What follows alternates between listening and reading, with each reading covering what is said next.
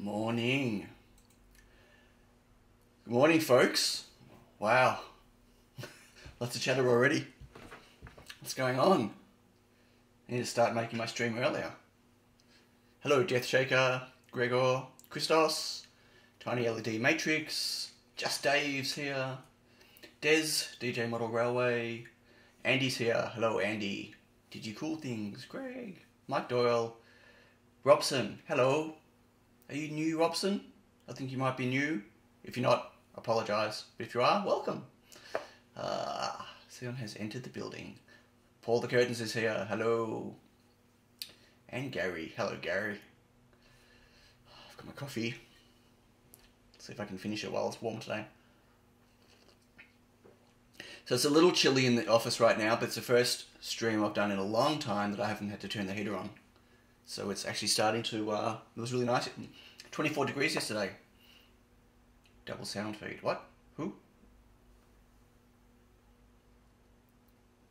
G'day, Gavin. G'day, Tabletronics. Hello, Colin. Jimmy's here. Sound is drinking the coffee while it's warm. I'm going to try. 2 live streams prepped? No. What? Is there another live stream in the queue? Hang on. G'day, Mike. 2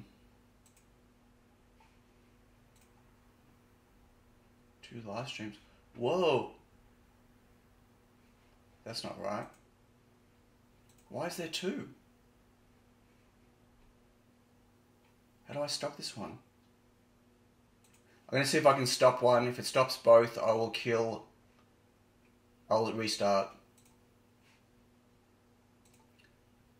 Wow. Are we still going?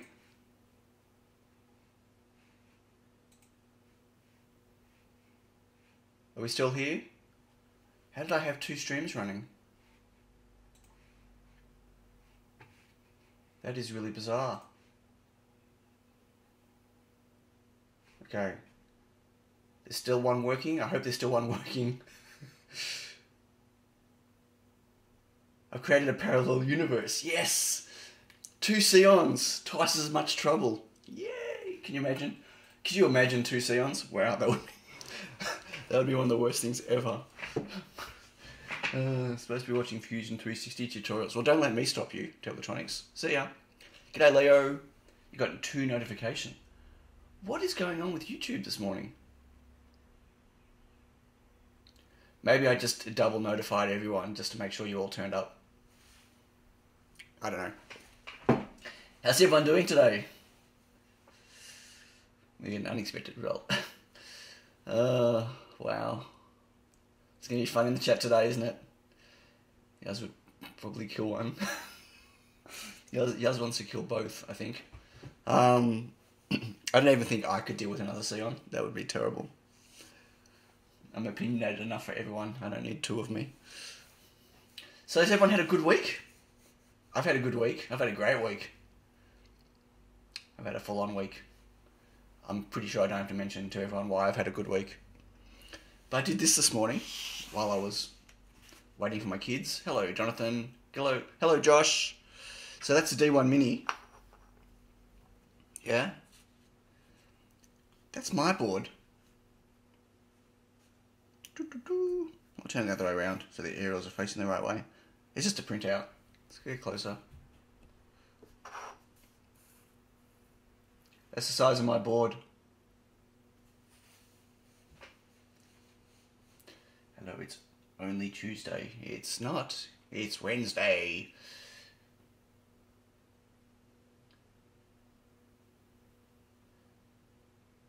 Don't worry. Yep, no laser holes on you. Should be a good week. Yeah, haha. It was once. I shot myself with a laser once. One time. So anyway, the bad news today is that JLC PCB still haven't finished making the board. So I'm not going to get them this week. Even if they ship them today, by the time DHL deliver, it'll be next Monday. I don't know. When will I be selling them? Robson, I don't know, because it's revision 1 and it's definitely going to be going into revision 2 or revision 3. It's yeah. I've already redesigned the whole RF, or started redesigning the whole RF in the new revision, and there's a few changes I still want to make to it, but it's for revision 1, my plan was to check that the board works. Like, you know, everyone's been ragging on me a bit about my RF design, and that's totally cool because I didn't put any design time into my RF for this. I wanted it to work but not be in any way optimal, because for me it's about what the rest of the board's doing right now. Can I even assemble this board at the size it is? I mean, look how small it is. There's 402 parts all over it. Am I going to try to get them certified? I don't know, probably not. So the deal with certification is obviously anything that's got RF on it's supposed to be certified, but in the maker space, I'm not looking at selling hundreds of these or thousands of these. It's just not going to happen because I can't compete with China on price. Not even close, right? If I made 1,000 of these boards in China, I still would be double the price of any board you can buy from China. So it's not about that. And I'm pretty sure, at least in Australia, I know that they're lax enough that I can sell these without EC certification and they're not going to come after me. So as long as people aren't using them in things that they're selling, it's fine. And I don't think people do use development boards like specifically like that and stuff. What did I miss? Well, the RF was literally just I put an antenna down and I wired it in. That was it. Like I need to, like, that will work, right? It just will be really, really bad, but it'll work. And I just want to see if this board design works. There's a lot more. There's a lot of other components on this board that I'm just as worried about as the RF. YouTube's timing seemed to be weird. I get notification for future streams and due time is in 6 to 8 hours earlier. Are you in San Francisco, Andy? What did I miss?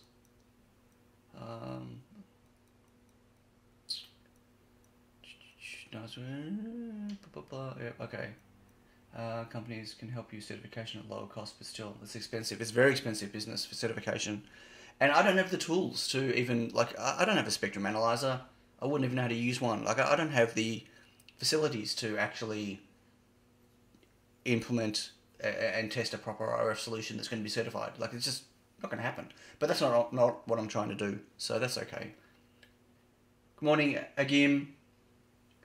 There are plenty of boards on the market that are not shielded, that are not certified, that get sold, and they're fine. So that's my plan with this anyway. I think any certification ideas are so far in the future, it's not funny. 5 AM notifications. Yeah, there's something funky going on with YouTube at the moment. Because I definitely didn't start 2 streams. Definitely didn't. Anyway, let's put that away. That's a toy for another day, if I ever get it. Probably next Monday.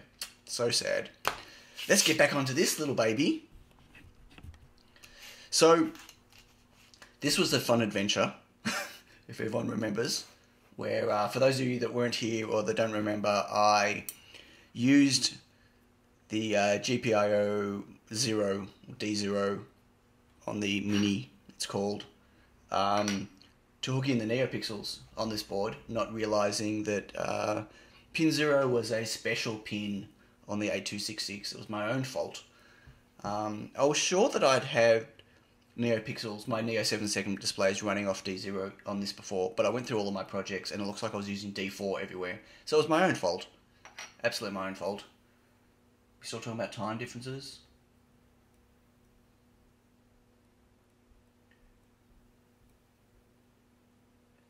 Okay, what am I missing? Yeah, everyone, Chris has got, he's just created a new Facebook page for his Bergduino brand and business, and he's doing some giveaways. So yeah, Chris, post your link. Post a link for the Facebook page. If anyone's on Facebook, I know not many people are anymore, but if anyone's on Facebook, can you, if you feel like it, can you just give the page a like? Help him get to 500 likes, that'd be cool. He's going to be giving away some of his stuff, like a Larson scanner and some other things. Where's Dave from? Dave's in Sydney. Dave's in Sydney, and Dave doesn't help a lot of people, from my understanding. I I don't know him personally, but yeah, I wouldn't count on that. There's look, there's I got plenty of reading reference. Peter S, who is part of the community here, he posted some awesome links. Gave me a ragging, but a shellacking, I like to say. But he posted some really cool links, and I've already started reading up on some of the RFI. It's actually not difficult to implement. Let me just, sorry, I just need to move something. My power supply is sitting funny. It's not difficult. Let me rephrase that. It's extremely difficult to implement. It's extremely difficult to design. It's complete black art. It's magic, wizardry magic. But there's a lot of reference out there, and for something as small as this, if I'm not looking at certification and something as small as this, to get a like 70%, 80% Wi-Fi capability, like in terms of power and distance, it's actually quite a simple circuitry to do. The network matching doesn't have to be perfect at all at this size because it's tiny, right? If this was a Wi-Fi board, if this had Wi-Fi on it, like as in not like this, but it was a layout and it had Wi-Fi, then that would be a very different story, unless the Wi-Fi was super close to the microprocessor. So, and again, the fact is, anyone that's going to be using these aren't, like, if you're at the edge of the Wi-Fi extremes where like an 80% implementation isn't good enough for you, you probably should be looking at something like LoRa anyway. That's my belief. So, back to this. So I spent the day after the stream reworking this a couple of weeks ago, and I thought I came up with an implementation, and I posted on my Patreon page about it, just publicly on the Patreon page. And it turns out my implementation still wasn't good. I changed it to pins 15 and pin 16, but 16 is also a problem. So 16 is it's a full multi-purpose I/O, but it's like a half speed I/O. What am I missing? I think the YouTube delay is deliberate. We can have a non-functioning circuit at a squiggle of wire to have it work fine. Black magic. Yeah, it's all Iris, all black magic. My first live stream for this channel. I'm at work playing with a forklift on my day off. Oh, Daniel. Hello, Daniel. Sorry, mate. So I thought I had it working, I didn't, and then I ended up changing it to use pin 2 and pin 15. Now, pin 15 is now driving the LEDs, the NeoPixels, and pin 2 is driving the button. Now, pin 2 is an interesting one because pin 2 is generally a latch pin on the 8266, so it shouldn't be used when you're programming, but obviously the input button's not going to be used when it's being programmed. Hello, David. I was about to start talking about you. So, David Grants and I were chatting on my Patreon page back and forwards for like hours and hours about all the different combinations and pins and everything else, and he was looking into his data sheets and I was looking at mine, and it was pretty crazy. He was pretty sure I was taking him away from all the work he had to do, and but we both finally worked out that pin 2 could be used, and where I was using the button pulled low and then press it to go high as an input, pin 2 has to be kept high when it's not like it gets pulled down for when it's being used in the boot sequence. And so if the button is just pulled high all the time and I make it go low when I push the button, then it worked fine. And I breadboarded it on my little frog pogo thing, and it worked great. So I implemented on this board, and I think I got it right. I hope I got it right. So today we're going to find out. Wow, that was a long spiel. Hello, Michael. So Michael didn't get the YouTube announcement, and everyone else got 2 announcements. Maybe everyone else got Michael's spare announcement. It's possible. Well, I appreciated your help, David. Thank you. Everyone like, please. Everyone hit the like button. How many people have liked? Sorry, slurping. What was I going to say? My dislikes have been creeping up. That's interesting. I've clearly annoyed some people. Or there's some people who just don't like my stuff. It's possible. Okay, I've lost my knife. One moment, please.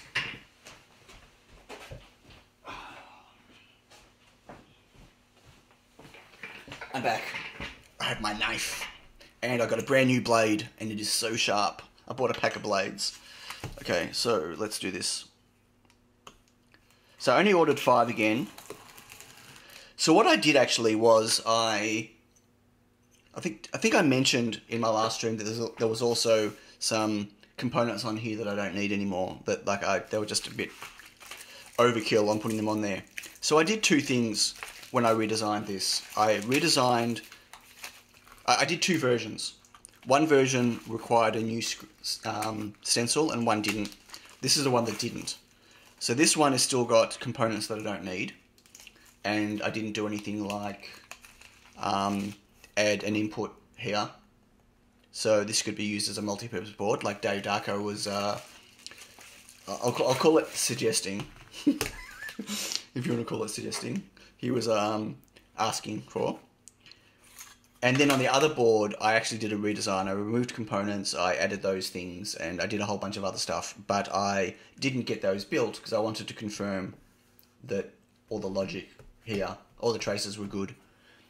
And then I thought, okay, well, if they are, I'm only getting 5 of these ones done, I can definitely use these for building clocks, and for my next set, I'll get the other revision.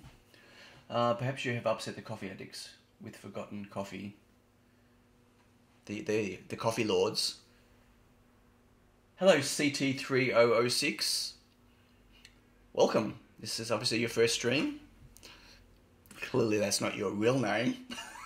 Hello, Charlie. How you doing? Yeah, I hope you're not on the forklift right now. Driving a forklift and watching a stream at the same time is bad. Don't drive and stream.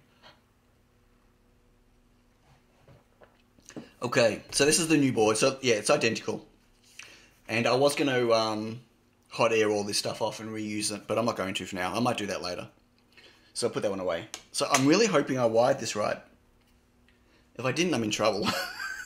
In big trouble. So I'm just going to start, at least get past the stencil stage, because it's really unexciting. So what my plan is, well, that's tight. Okay, so my plan is to just leave off the bits that I'm going to leave off on the other design. Namely, the things I'm going to leave off, because they're not needed, is the little LED I put on GPIO 0. I just wanted to see just from an programming activity, because that's what it uses for the auto reset, the pin 0 and pin 2 and stuff.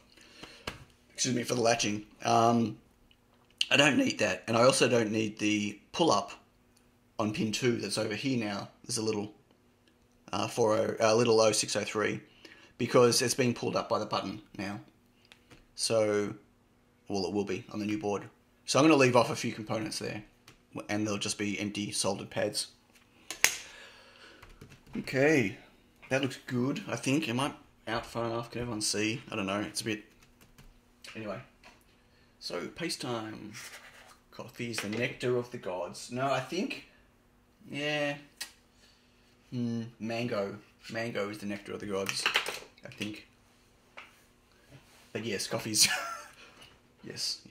Although I've cut down my coffee heaps. I'm only doing 1 a day now at the moment. Okay, let's get... Should probably mix some of this. Looks like it needs to be mixed. I can't remember how long ago I got this paste, but I reckon it's almost time. I think it might be at its edge of its life, which would be really sucky. I've ordered some more. I actually ordered some cheaper paste just to try it. In syringes rather than a tub. Some eBay paste I ordered. Hasn't rocked up yet, but it'll be interesting to see how that works. And I think for my next proper good paste, I'm going to order some Type 5 just to see. It's expensive, I know, but you know, what can I tell you? Just to try, I just want to try it. A cap per neopixel. Yes, there is a cap per neopixel. What? Can you drop some caps too? Yeah, I can. Like I don't need this many. I don't have to have one next to every neopixel. And I could, sure. The only reason I kept them on here is because of the distance, right? So it's one thing on a single board, but there's quite a lot of power being routed through here, and it's not one circle on purpose. Like I've made sure that there's avenues everywhere for the power to get around, but I just felt safer putting caps everywhere. It's a splatter, black humor, safety, movie. Okay, I missed something.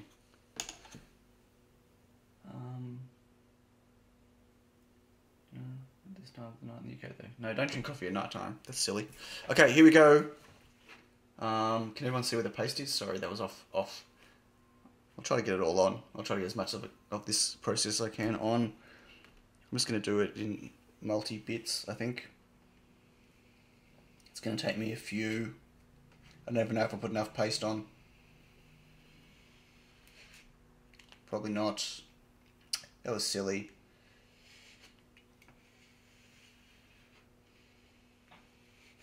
Yeah, I didn't put enough paste on, so I'm going to butcher this. That's okay.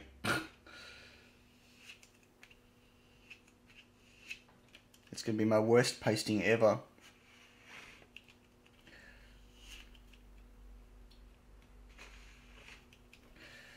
Seriously, folks, don't do this at home. This is not how you add paste to a stencil. Everyone, do you hear me? This is not how you do it. I'm going over multiple areas multiple times. This is just bad news bears.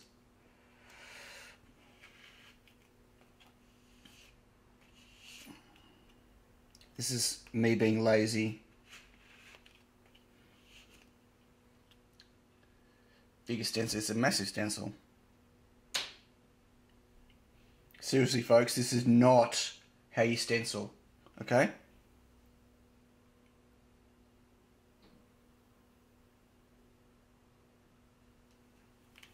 Not at all.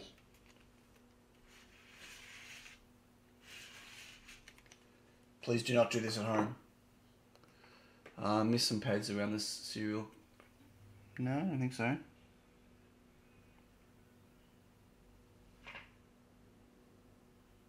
That all looks good. I don't think I missed any there. Oh, I got him. Right, I didn't see this comment underneath. Sorry. Yeah, that was a terrible example.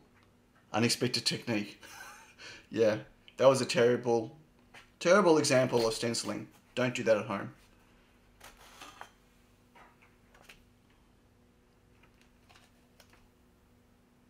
I'm going to end up with so many shorts underneath that cereal. That QFP. That was silly, Theon. I think I've just caused myself a lot of pain.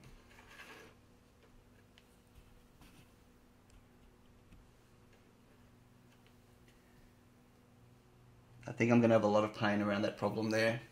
Oh well, have faith. Have faith. It'll work. It might just take a little bit of rework. Might take some flux and soldering around the edges just to clean it up. Okay, so I'm just going to get rid of some of this paste before I stick my hand in it, which I've done before a few times. One time I stuck my hand in the paste, in a blob of paste I didn't realise, just down the side here, and then I spread it across everywhere. It was all over everything I was doing. Do what I say, not what I do. Did I miss anything crucial? Hello, Mr. David Watts. You just watched me do the worst case of stenciling ever in the history of stenciling. But I did a disclaimer and told everyone not to do it the way I just did it. Otherwise, no, not a lot. How you doing, David? You good? Okay, I can't even fit everything on the... Yeah, I can't even see. So I've got got a whole bunch of parts. I'm just going to zoom out just for a fraction. I've got a whole bunch of... Whoops. My regulator flew off the edge. Got a whole bunch of parts ready, as you can see here, to put on.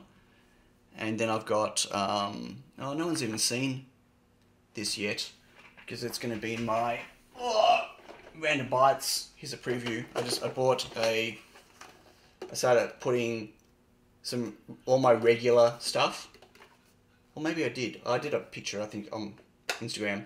Starting to put all my regular stuff on my desk, so I don't have to keep walking to the wall all the time. So all my regular passives are here. Just going to put that here in the front. So that just makes life easier for myself. Hello, Azzy. There was no micro singularity at one point. It was awesome. What? It was what?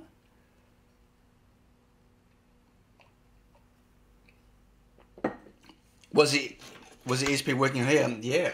Well, I don't know. I mean, I was getting Wi-Fi scans from it. Seemed to be fine. I don't know at what distance it's going to work. Don't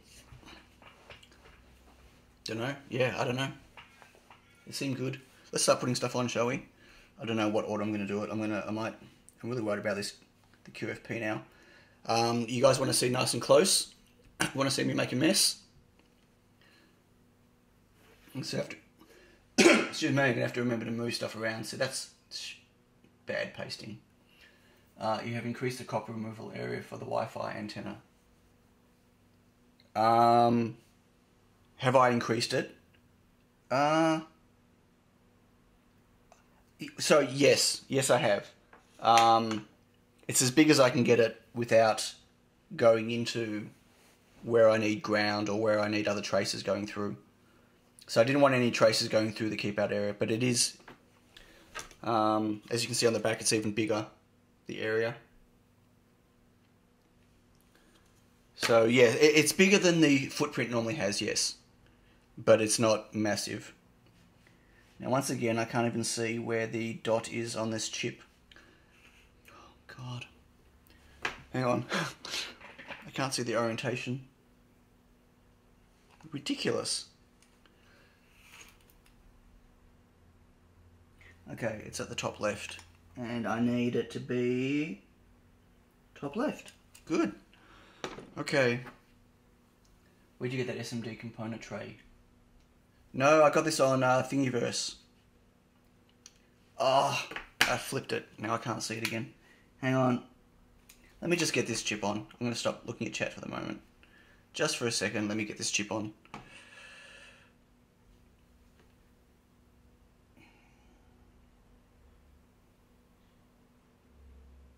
Ah!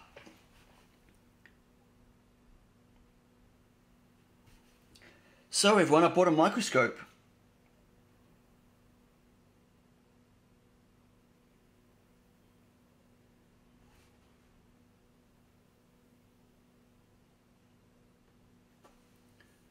Okay, that looks pretty good. I miss, what camera are you using again? Is this the Logitech? That's a Logitech. This is my Lumix. The one going down is my Lumix G7. It's a DSLR. Where'd you get this? Busy at work, mine. The board looks great. Tinted wires. Some are tinted, some of them aren't. I tend to only tint them when they're close. So interestingly, inside here, it looks like some are tinted and some aren't. But they're all tinted. They're not exposed. There's just something that, I don't know what JLC PCB do, but sometimes their tinted wires don't have, they have a different colouring. Does that make sense? Like you can see those two there, they look different, and that looks like it's exposed, but it's not. There's nothing on there. There's nothing conductive on there. It's just weird. What's a tinted wire? A tinted wire is where the solder mask and stuff is over the top of it, so the tin isn't exposed. So like on a header, the tin is exposed, so you can solder onto it, like these buttons on the side. So when it's tinted, it means it's covered up, so there's no conductivity between them. Don't use a pick and place tool. I use small section. I've got one of them. They're not good for a lot of stuff. One of these things, yeah, they're useless for a lot of stuff. So the problem is the parts often turn on them when you're trying to place. And sometimes they fall off, and sometimes when you go and pick them up, they turn. It's not great. I much prefer using tweezers. But I'm not, when I'm like working not on stream, I've got it right in front of me. Like I'm working over the top, I've got a big magnifying glass. When I'm working on stream, I'm actually working about 40 centimeters away from where I'm sitting to get it underneath the camera. And I can't get my head over it. So it looks a lot more awkward when I'm doing it on stream because of that distance.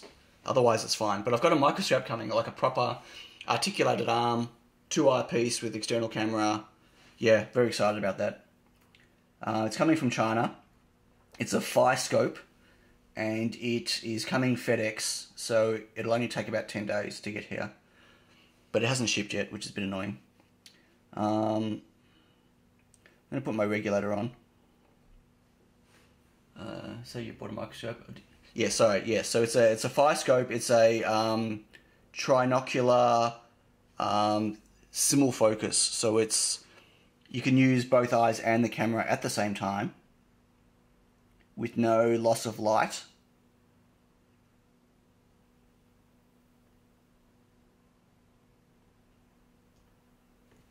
And it's yeah, and it's got a three-way articulated arm, so I can attach it to the side of the desk. So it's great, perfect for streaming for me. Attach to the side of the desk, I can pull it in, pull it out. It's got a LED light ring underneath it, so it lights up everything I'm working on, and it's got I don't know what resolution out. I think it's only 1080p out, HDMI out, so I can actually connect it to my stream, so people can see what I'm doing through the scope, which will be very exciting.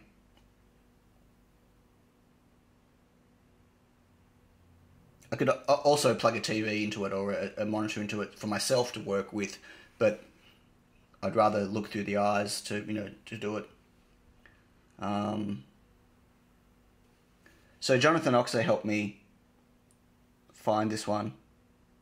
Jonathan's Superhouse TV, for those of you that don't know. It's three-way. Sorry, we're being... this is a family channel, Ozzy. Family channel. What did I miss?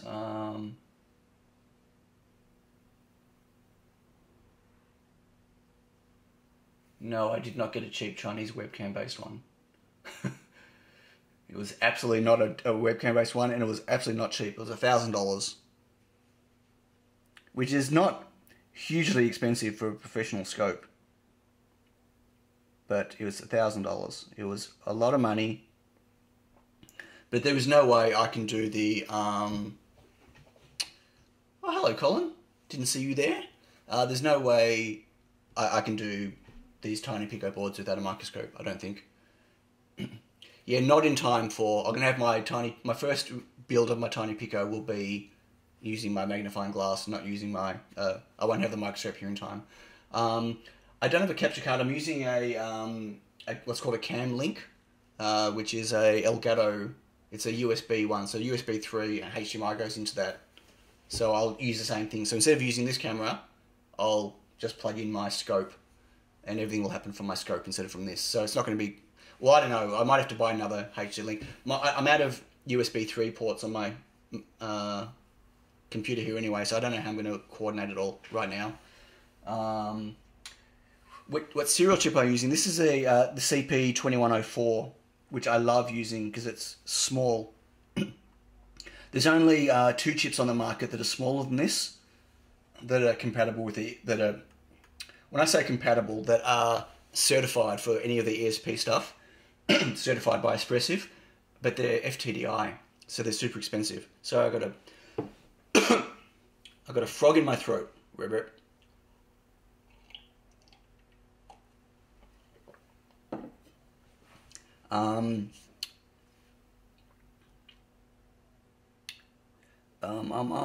What am I gonna do? I might put the ESP on, because why not? I'm gonna put it on. Have I been doing that off camera? If I have, I apologize. I'm not even watching what I'm doing on screen. Sorry. I'm being distracted by chat. My fault. You're off cam with the board. Yep, thank you. Yep. Of course I am. Okay, I'm gonna try to get the ESP module on.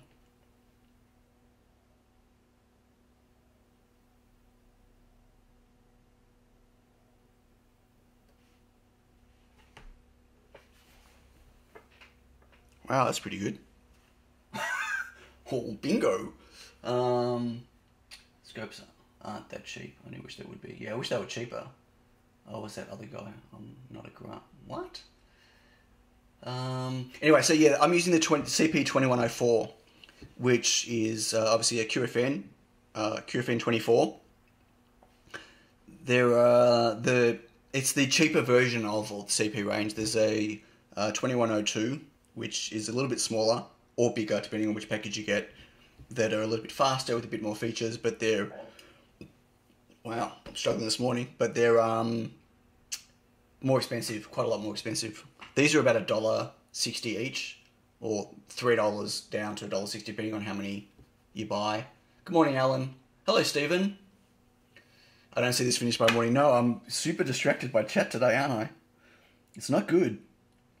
Not good at all. I don't even know where to go next. I need a whole lot of... maybe I'll do these. I got my strip of pixels. I'm just gonna... Oh, actually, you know what I'm gonna do first? I've got a little power LED. I'm just gonna... Can you even see that? Right there. I'm gonna put that on first. First attempt at solder SMDs. What was my first attempt? My very first thing I ever built was all surface mount. Was my time timer. I made a SAMD21 development board on film. I made a project with SAMD21 with a real time clock, and I'll pull it out and show you in a moment. Actually, so that was the very first project I did. Was I decided to make a full on all surface mount microcontroller board project. Because I'm crazy. Okay. You want to see the little light? Yay! So positive is that side. So which side do I need power? Pretty sure I need to turn that around. Pretty sure I need power on the left. Cool.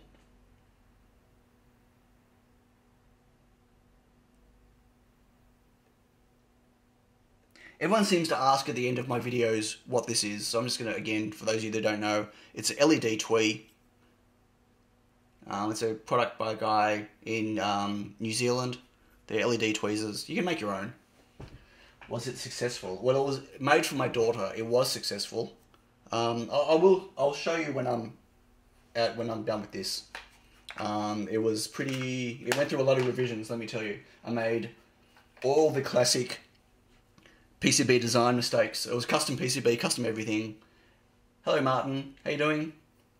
Welcome. I think Martin might be new. I scored a Nikon bond for $100 locally last week. I assume that's a DSLR, SMBZ, or is that something else? It's a Nikon. It's a something. It's a something with visuals. Okay, I'm going to pull all these out. I'm sorry I'm so distracted, folks. It's this just really get it right way around. I think I did. I hope I did. I can always swap it. I'm really good at swapping them. The chat's really interesting today. So, which way do I need? I need these this way. But I reckon this is just not gonna. So I try blue tacking it down. I might try blue tacking it down.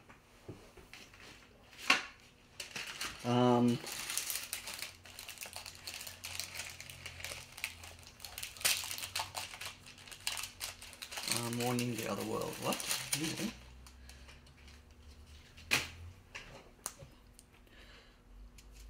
So, a technique I often use when I'm doing these, especially for my Neo 7 segments, is I blue tack these down, the strips, and then I pull the top off and hope that they don't come all flying out.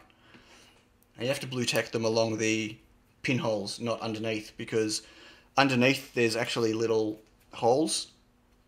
You see there, to push out the things, and if you blue tack them, you can't get them out again. So if I do that, and I'm very careful, I should be able to peel this off without them popping out. They often pop out though. They've got a life of their own. And would you all like me to use my little air pump to do this? Shall I use my air pump? I'm asking as I follow your work and some other YouTubers for quite some time and impressed with the vast knowledge. My vast knowledge. Not vast. Thank you, not vast. What's your current NeoPixel OOB failure rate? What's OOB? I don't know what OOB means. So, what does OOB mean? Okay, this is going to be noisy. This Is that going to annoy everyone? Can everyone still hear me? Message me if you think that's too noisy. Okay. I use my ear pump for NeoPixels all the time. Oh no, I got the wrong way around. I need my board to be this way, so I don't have to rotate the pixels. That's really annoying.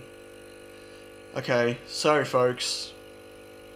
Oh, this is... Okay, hang on. I can't rotate the pixels now. Out of box. I have none. 0 failure rate. Since I stopped buying the super cheap ones... Out of band. Since I stopped buying the super cheap ones, they're... I've not had one failure. And I've gone through a lot. Thousands and thousands. Yeah, it's a fish... It's a fish tank one. That's what it is. Okay, I'm going to have to try this again. You're not going to get to see me doing it. I'll show you some of them. Oh, my camera's frozen. You can't see my camera. Wow, what's going on here? This happened last week as well. Was it last week? Nope, you can't see my camera. Hang on a second.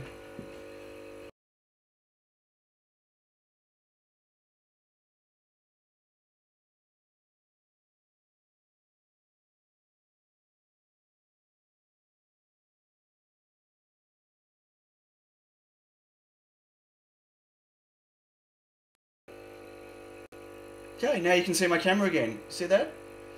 Nope, pump's back. Yeah, I've had no dead pixels.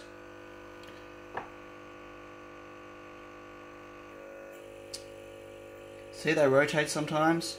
It's a bit annoying. Sometimes they don't grip.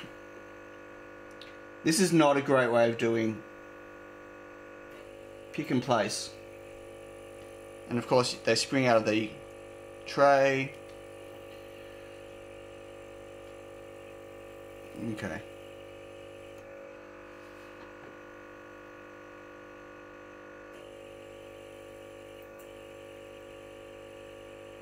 It's just really not great. And yes, I don't use an angled tip. Wow, this is not going well today. I might go back to my tweezers.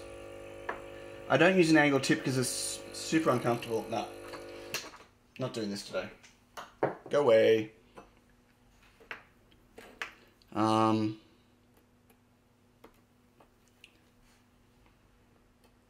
Not going to happen. And it was just too noisy. Tweezers for the win.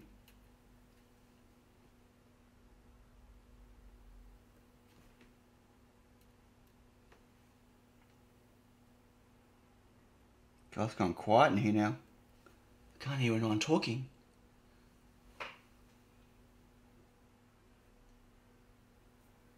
Yeah, it's not great. So, I'll tell you why it's ineffective.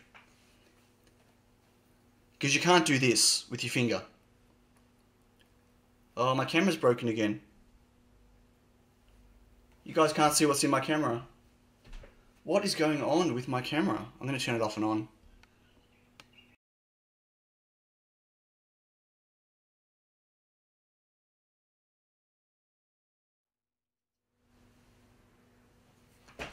Oh boy.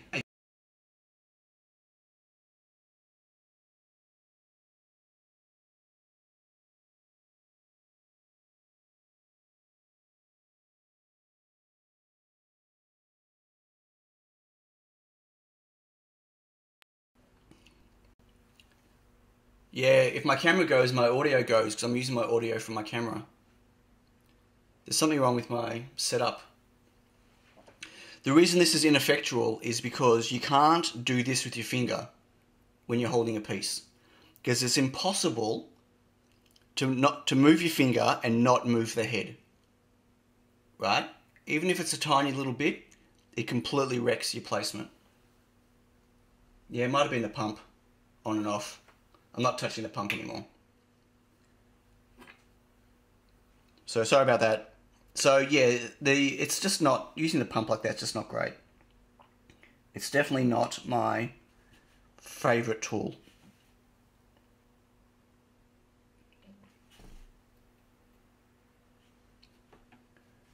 Oh, guess what, folks? I have news. I gotta be careful. I don't want to sound like I'm showing off. I really don't. I'm going to Shenzhen in November on a tour.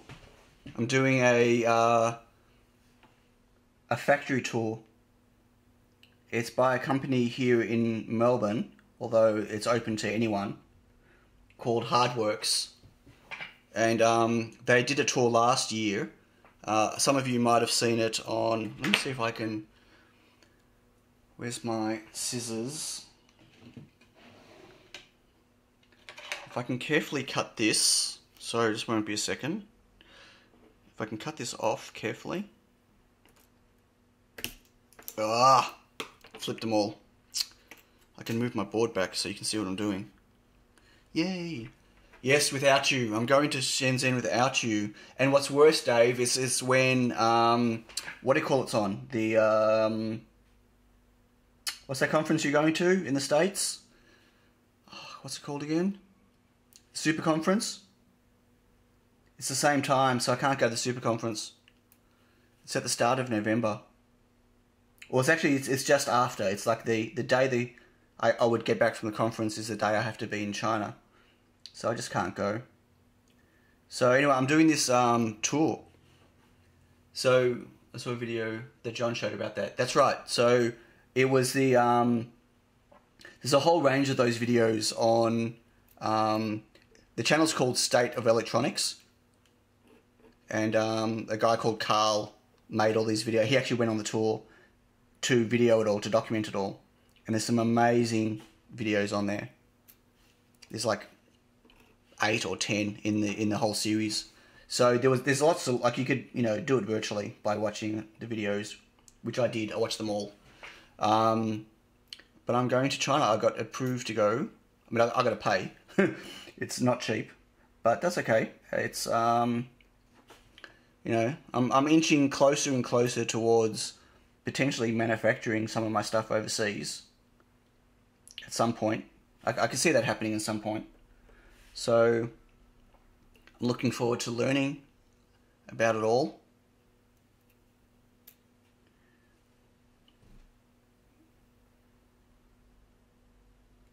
So that'll be the first, it's a 9-day tour.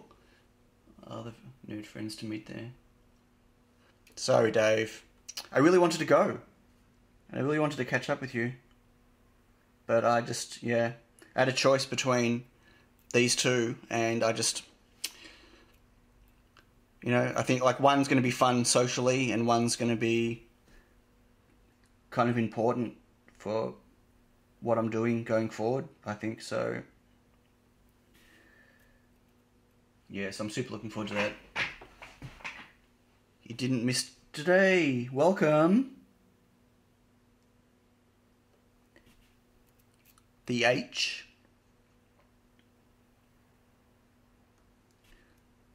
Oh, flipped them. I just flipped them all over. The last 4 or 5. That's really annoying. The problem with using tweezers is to get them out of the tray is they flip if you knock one because of the plastic springy.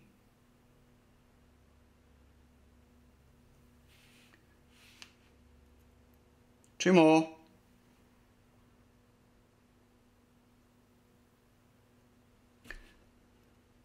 And tweezers are just faster, I think, for me anyway.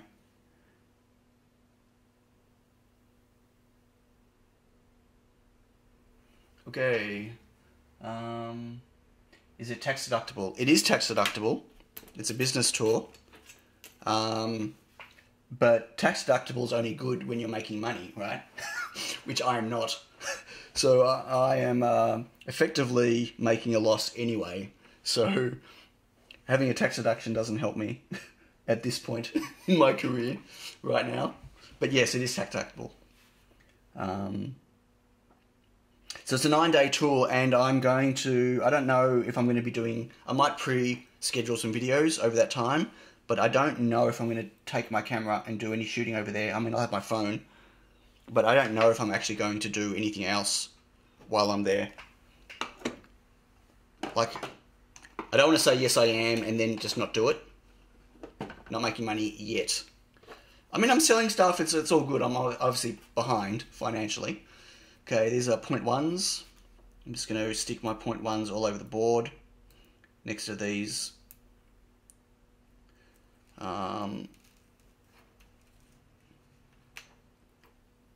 Next to the NeoPixels.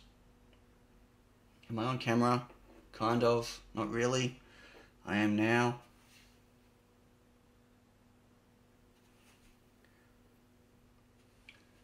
Live solder. Oh, hello. 813. Or is it just 83? I don't know.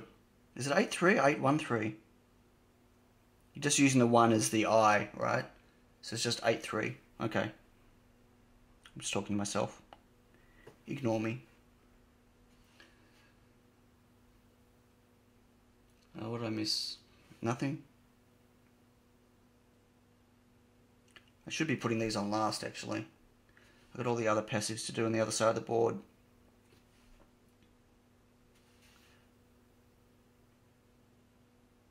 These are not quick boards to put together.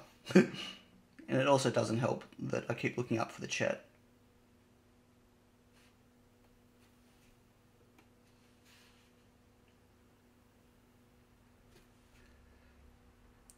Yeah, there's too many caps on this board. Lucky there's no cap shortage.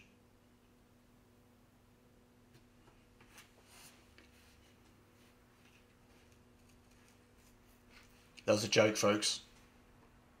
Feel free to laugh anytime.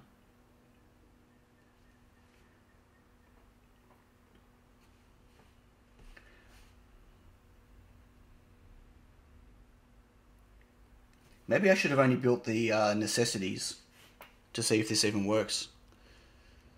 Good time zone. Hello, Neffers. How you doing? Welcome.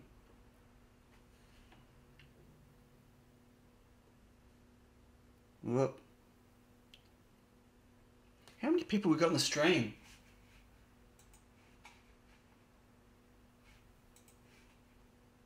59. Okay. Seems like a lot, but it's less than last week. That's okay. I'm gonna turn this around. I think. Boom, boom, boom, tish.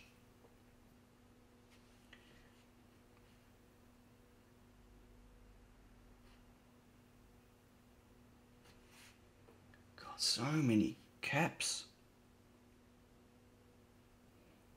Oh.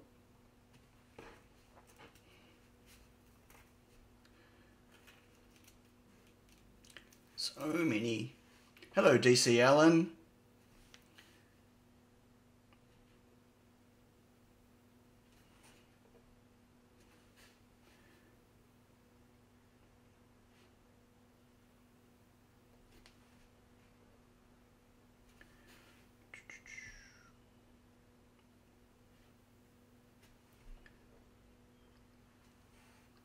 Cap shortage is annoying on work. I'm sure it is. It's like it's still not as bad as it's going to get, I don't think. If you like go to somewhere like LCSC to look for caps, like you can, when you do a search now, like more and more stuff's just out of stock. It's getting harder and harder to find stuff, especially small value, small size. Or at least all the good stuff's gone, you know, like all the 1% tolerance stuff. Did I miss any? Yep, one down here.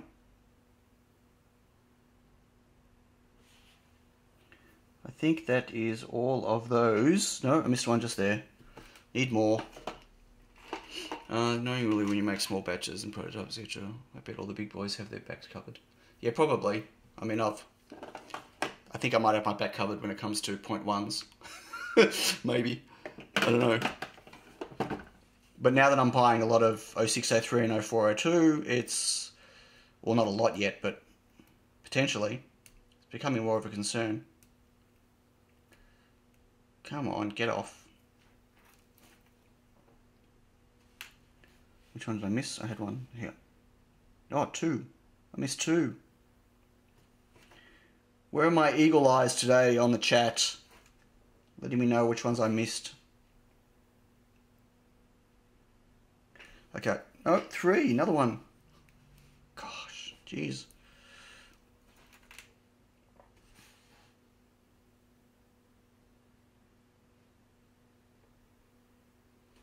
Okay, that better be all.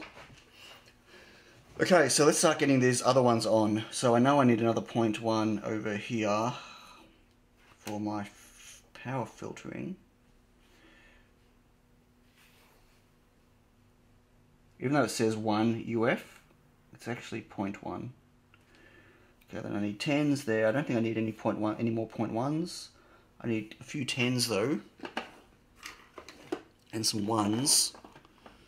So all my 1s and my 10s now are plastic. And the problem with that is that all of my kits, see all my 10s? All of my kits need me to have the numbers written on them. So all my paper ones are gone. I don't know how I'm going to write numbers on plastic. It just doesn't work properly. Very annoying. Anyway. So what are these? I know I've got some 1s. Do I have 1s?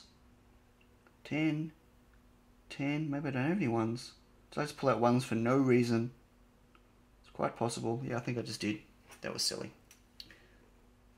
Okay. Try that again. You're missing one in the third segment in the middle. Probably. 1. Third segment. Yes, I have. Thank you. And just stick one of these on. I'm going to stick one of these on. That's a 1 instead of a 0.1 because I pulled some out. Thanks, Robson. Okay, so got some 10s.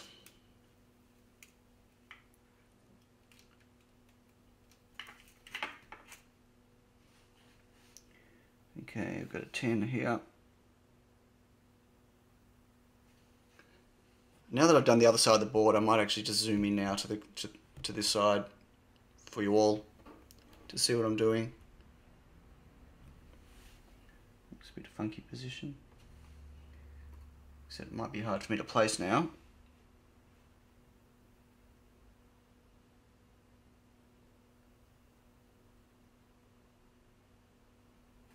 Okay, so I think that's all. No, I need another 10 here. Another 10.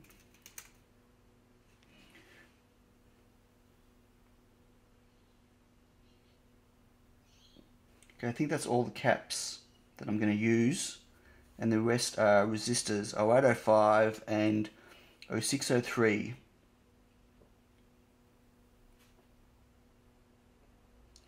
So let's start doing those. Staple through the holes to a sheet or just tape them to a sheet to have them printed next to them. What am I missing? What? Staple through the holes to a sheet. What holes? Oh. Printed, yeah. Well, that's not, I know, yes, Rob, I could do that. It's not how I build all my kits though.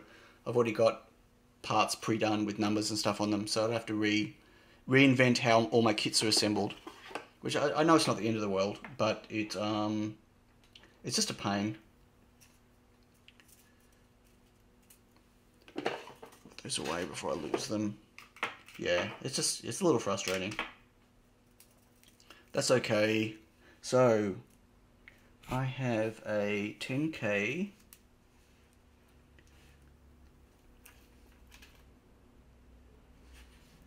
I've got myself in a bit of a processor with my kits now. Like all my kits work the same way with all the pictures and everything else. That's all. It's just, it's not that I'm set in my ways. It's just I've got a process now. Like it used to take me ages to put kits together, and now I'm pretty quick at it because I've got this process, and it messes with the process. That's all. Okay, that's only 10K at that size. I need to get some. Oh, I need 100. 100 for the enable.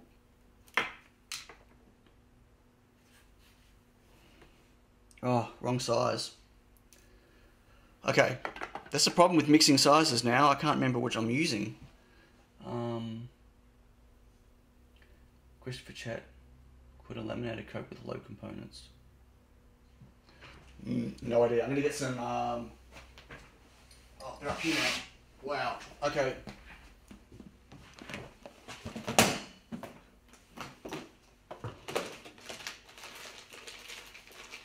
10Ks. So I need to get some more of these boxes now. This blue one that I showed you, for my 0603 and my 0402 parts. I wanted to test this box, but I don't have enough space on my desk. Yeah, I need a better solution for all this. Now that I've got so many different parts I'm working with. Okay, so these are 10Ks. So I need a 10K. 1, 2, 3, 4, at least 4 of them.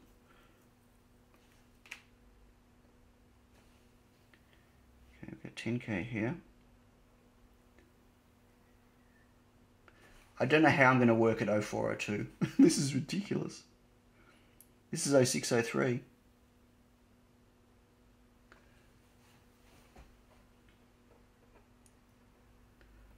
Seriously. I think I am going to be in a world of pain.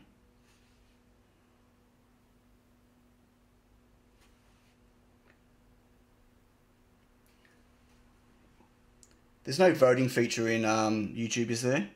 I'd love to do a poll to see who agrees that I'm an idiot or not.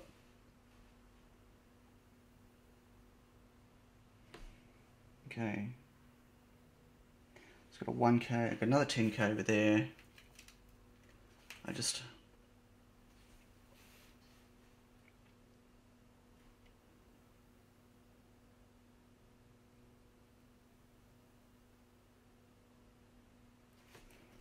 Okay, another 10 right. Oh wait, those are wait, who what?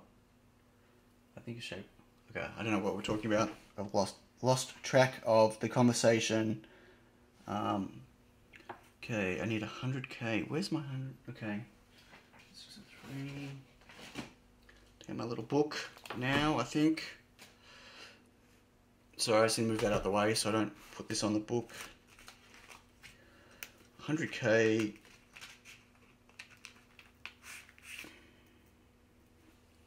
This is 0603 100K. This is for the enable.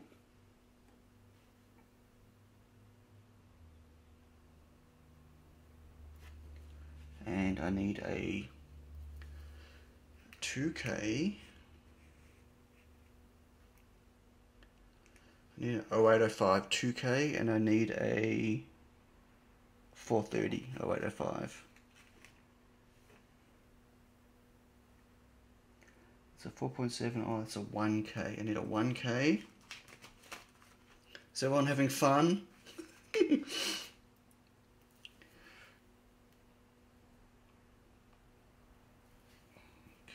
this is the 1K.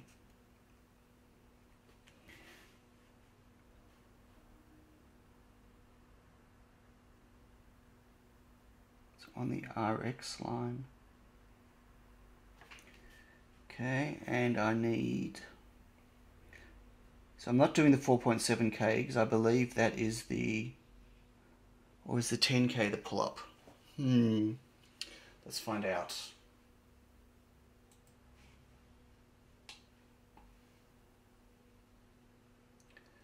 The 10K is a pull-up. We don't want that 10K. I'm going to take that 10K back off. That's the one we don't want. we want a 4.7K.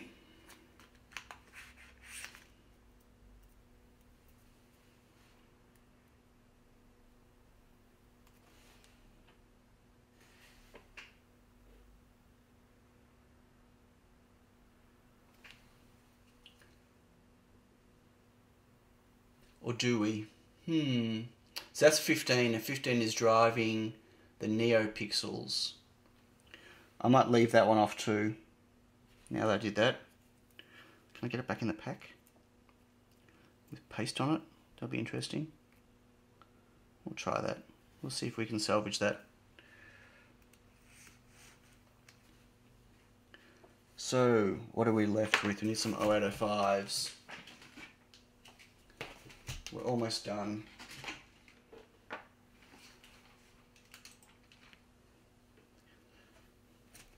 Almost done. Sorry, folks. We need a...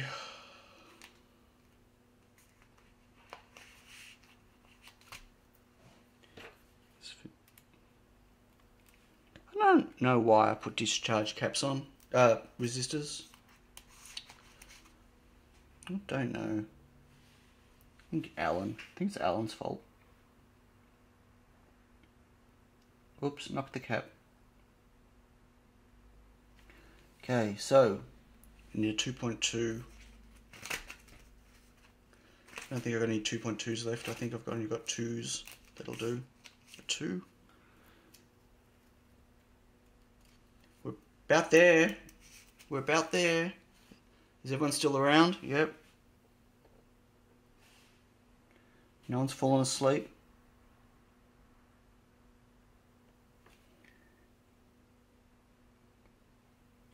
Okay, I've got 2.2 and 1K up there. Oh, let's push that back in the thing by accident. Okay, one more here.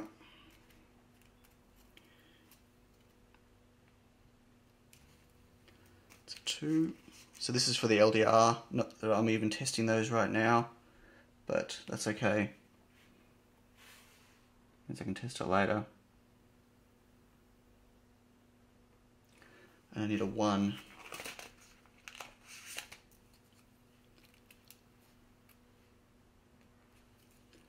Still here, yep. Well, I'm glad you are. One of us has to be. And remember last time I missed the 330 or the 430 that goes here? Well, let's not forget that today.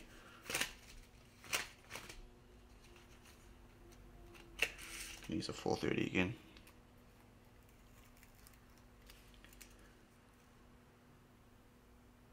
Feel free to snub your ideas. Oh, that's not to me though, is it? I don't know what the conversation is. There was something about vacuuming, laminating something. I don't know.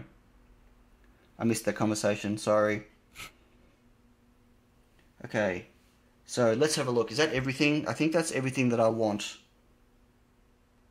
So I don't want the 4.7 over here, or the 10, because they're on 15 and 2, and they're the ones I'm using. The 10K is on 2, but the 10K now has, so the 2 has a pull up here now. 10K next to the button. I don't want the I/O stuff here. The LED and resistor, I don't need that. And the 4.7's on 15, which is driving the NeoPixels, and I don't know what sticking a pull down there is going to do. So I'm going to just leave that off for the time being. I can always put it back on again. So I think that is everything. I think we're ready to reflow, folks. Woohoo! Super worried about this QFN though. Super worried. I might just have another quick look at that under the magnifying glass to make sure I've got it in a good spot. Sorry, I'm just going off. I'm going off reservation just for the moment.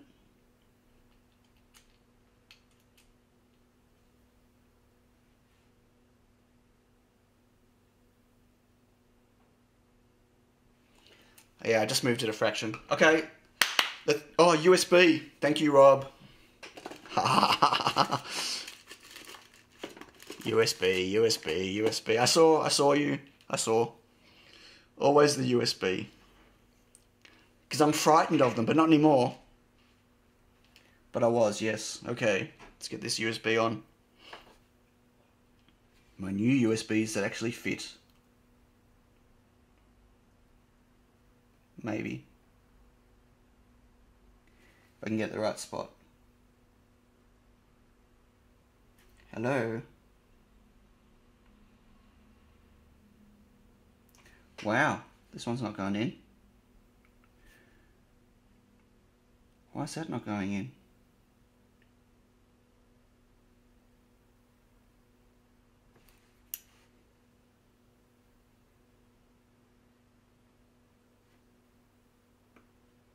Oh, okay. It did now. It was just the holes are really tight on that one. Interesting. Might have been the drilling. Andy, what's Andy done? Using NeoPixel LEDs. Hello, Roger. Thank you, Colin. What did you do that for, mate? I appreciate it. Thank you. Unnecessary. Am I using NeoPixels? Yes, these are... actually, no, these are SK 6812s. 6812s? Yeah.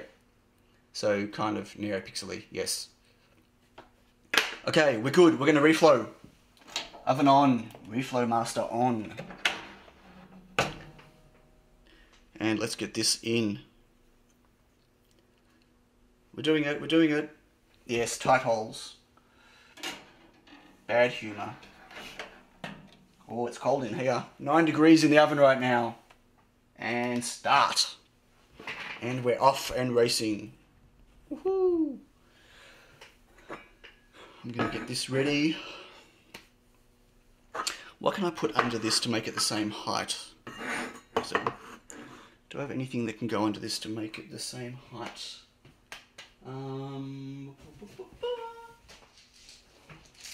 Nope. What can I put underneath? Maybe some of my laser cut shapes that are just sitting there.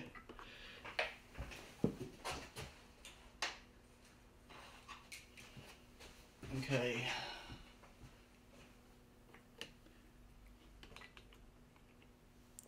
That might work. Except there's still bits of laser coming off on the edges of these. Cutting acrylic. Disgusting. Yeah, that could work. Okay, cool. Stacks of paper. Let me get this in the middle so everyone can see. Get my blue tack back. Credit cards, coupons, beer. What are we talking about? Credit cards? Okay, what have I missed in the chat? Okay, it's reflowing, it's off. You should sleep, should you, Dave Darko? Tightness of holes. Wrong USB. No, it wasn't the wrong USB. It was just, yeah, tight holes. Have you linked to the seller? I always get dodge ones when I buy. Link to the seller of who? Of what? Roger? You talking to me? Other people? Sorry, there's a lot of chat to go back on. Talking about the USBs? Things to use their spaces. Yeah, I could do a 3D print. I could. And I should. And maybe I will. Just lots of things on my list of shoulds and woulds. And cold coffee. Ah.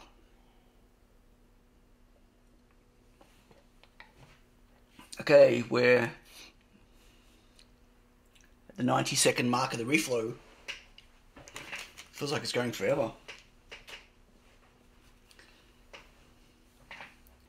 The LEDs. Oh, yeah, it'll be one of my mail videos. I don't have it on me right now. Sorry. There'll be... there's only a couple of mail videos, so it shouldn't be hard to find. Sorry. Joke. There's quite a few. 20-something of them. They're from AliExpress. I don't know. There's... I'll hunt down the link. If I remember, I'll hunt down the link and stick it in the description of this stream. Yeah, come on, the LEDs. What, Mike? Come on, are we cheering for the LEDs, are we? Do you have a small Peltier? I do. I do have one, but won't work with my coffee cup because it's the double glazed, it's the double thick walled ones, and it just doesn't. My coffee's hot in the middle and cold on the outside, which means if I put heat on the outside, it doesn't heat up the inside. Anyway, that's all good. I'm used to drinking cold coffee, it seems. Oh boy. For those that missed it before, just for fun, there's a D1 Mini. And there's my board. A printout of my board. That's how little my board is. I'm very excited about my board. In case you hadn't noticed, I'm quite excited. I was thinking for cooling, not for coffee. Oh! Well, yeah. Well, no, you got to be careful how fast you cool them. But yeah, well, a little one's not really going to help. Not when the board's this big, though, right? Like, it's... I mean, that's the size of the board. A little Pelletier's not going to help. Need a good seller. I need about 1,500, so I need a good seller. Sure. I mean, 1,500 is not a big order. It might be for you, but I buy 2,000 or 3,000 at a time, and you don't get a good price break on at that level either. Yeah, it definitely varies in pricing on AliExpress. I'll hunt it down, and I'll put the link in the description. The Wemos Mini ESP32. Yeah, I have actually. It's actually quite big. It's bigger than this. I believe. Okay, so it's doing cooling. Oven is open. And it's about to come out of the oven. When you were mentioning your board could be done cheaper. Just think so. Adafruit, but they still sell really well. People are willing to pay for quality. Have you tried double-sided SMT yet? I'm not doing double-sided. The double-sided is it's a fallacy. Like sorry, let me phrase it. There's the board. Whoa.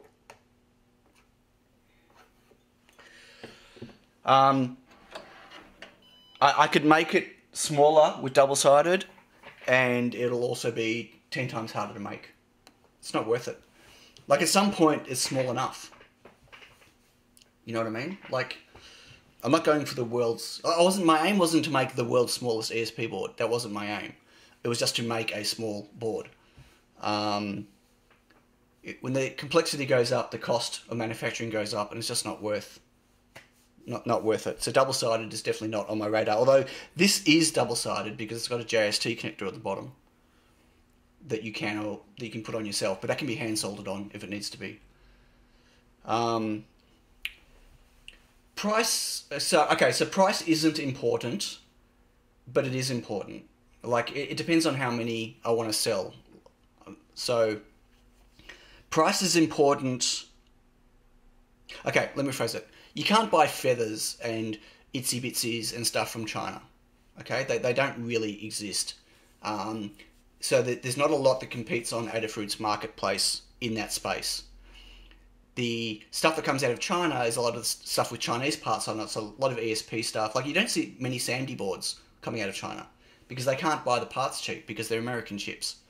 So you see a lot of the Chinese stuff coming out of China really cheap, and I can't compete at that level.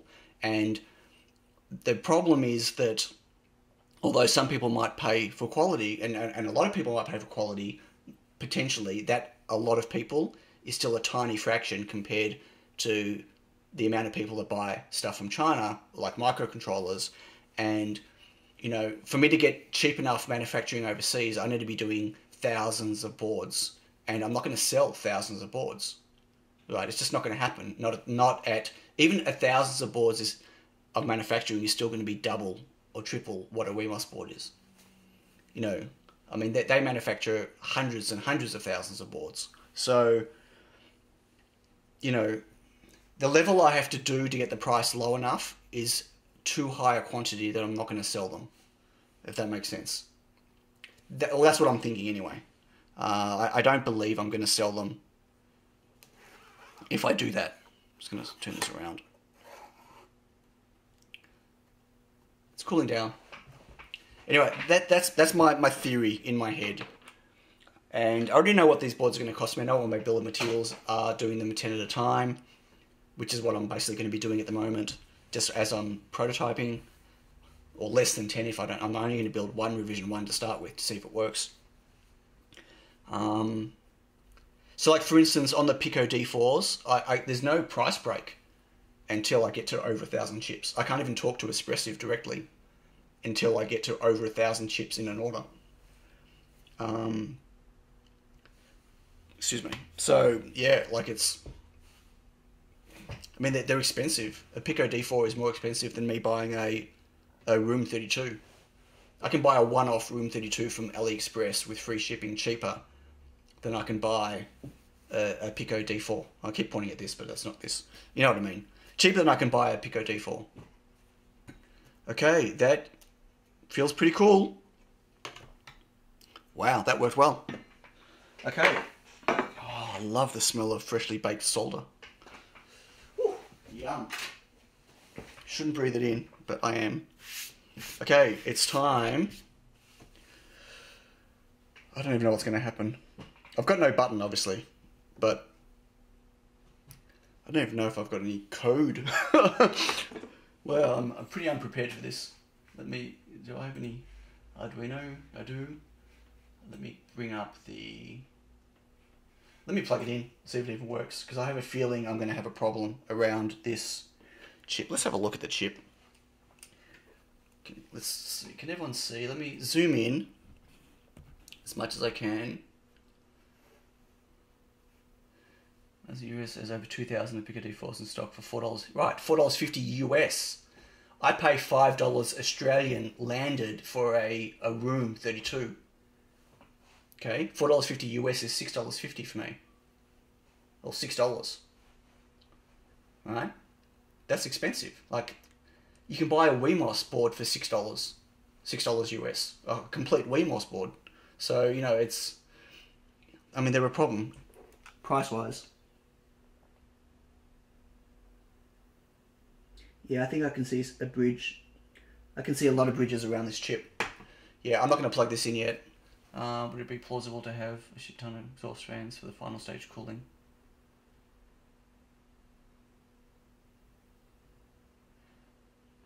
What do I need lots of exhaust fans for, Neffers? I mean, I've got a fan on the back of my oven. I'm not quite sure. Gavin, you can buy them from China, but they're expensive. Like, buying individual Pico D4 chips from China are $15 each.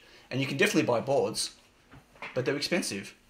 I need to fix this chip. There's absolutely bridges around it, and this is going to be fun. I've never had to rework a QFN before. Christoph is going to love this, aren't you? Aren't you, my friend? Yes. Flux, Mr. Flux, everywhere. I knew I was going to have a problem with bridging because of the amount of paste that went on there.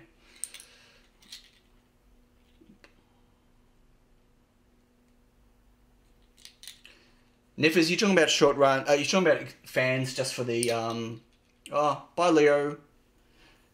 What's with the label on the 3.3 volts? What label?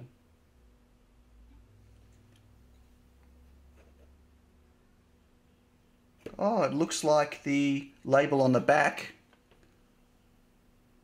has gone onto the front. Ooh, okay, that's what the 3.3 volts problem is. That's a bummer. Okay, so I don't know if I'm going to be able to do this easily on camera. I kind of need my microscope. I'm going to do my best. I actually have to do a bit. I'm going to have to, yeah. We didn't even see me put that on. So it's way too far away, I think, to do this. I'll try.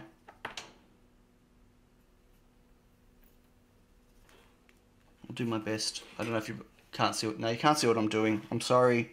I apologise if you can't see what I'm doing, but I'm...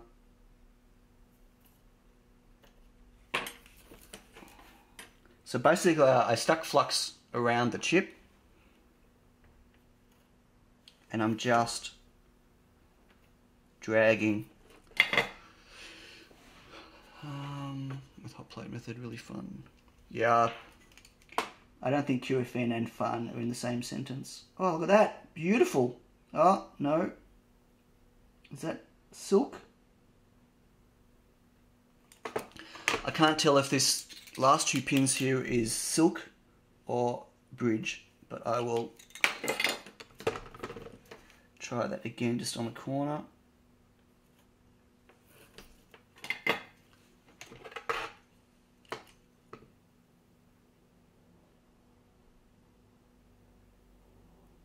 Yeah, I think that's silk. I think it's silk. I think we're good. Okay, so let me just move my iron out the way so I don't burn myself. Okay, it's time to plug this in. If I can find my USB.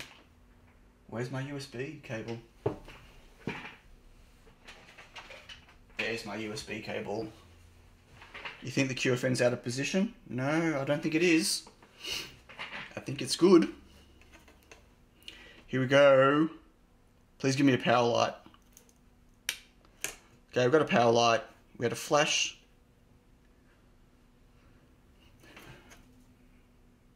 No smell.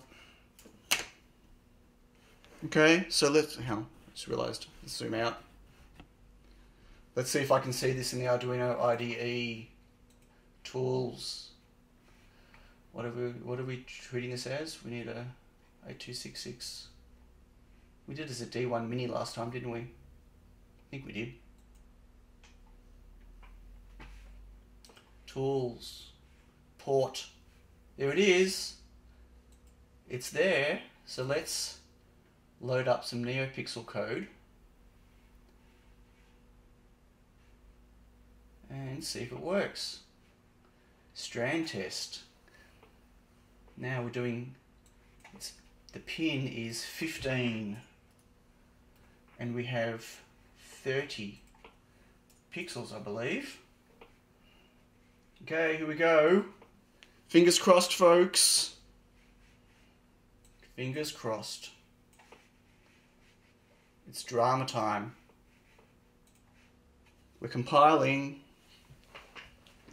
No blue smoke yet. Let's go. Go, go, go, go, go. Wow, taking a long time to compile. There we go, uploading. Please upload. Please upload. Oh, I didn't turn the brightness of the pixels down. If this starts, oh, failed. Failed to upload. Okay, well,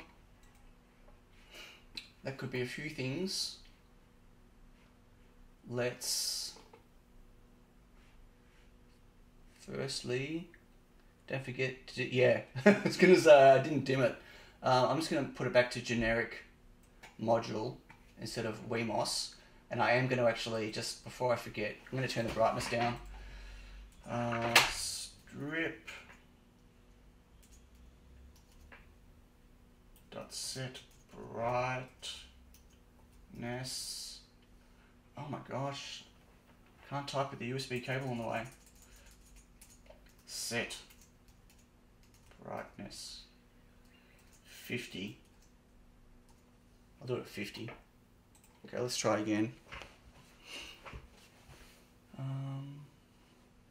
Perhaps it worked in the parallel universe. Ooh. No, it didn't work in the parallel universe.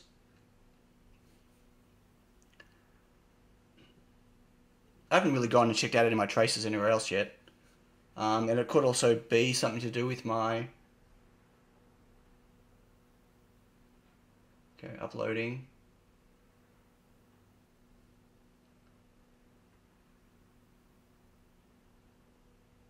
No, not working. SPCOM sync failed. So I wonder if it's to do with my pin 2 not being pulled. It should be high. Let's get out the multimeter. Let's do some debunking. Always debunking. I guess I also haven't just checked my traces everywhere else in my...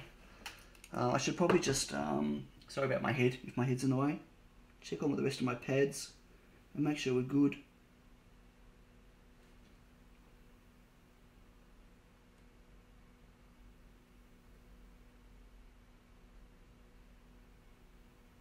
I really think that actually could be joined still. I think there could be a bridge there. It's hard to tell if it's silk or bridge. I might get my iron back out. Or actually, what I'm going to do is check continuity on those pins.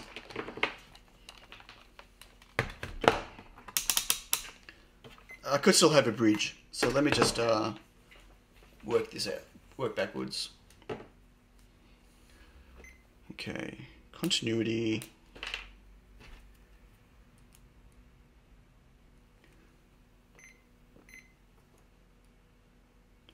Why is continuity not working?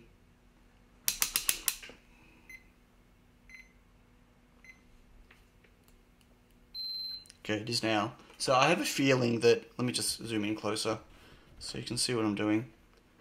That these very first two pins on the corner here, not that I'm going to be able to get to them, are bridged.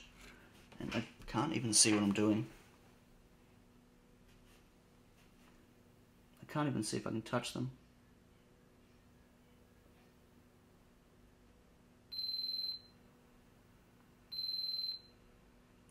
Right, I can't even get close enough to the pins to find out. I don't think. Let me just get my iron back.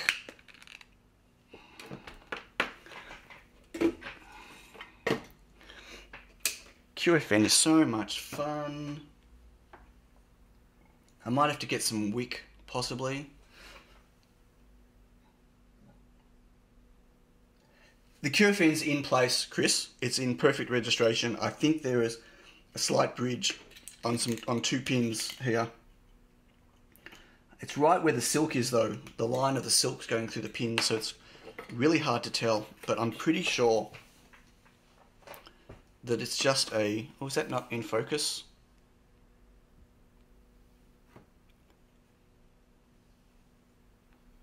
There you go, it should be in focus. I'm pretty sure that there's an issue here.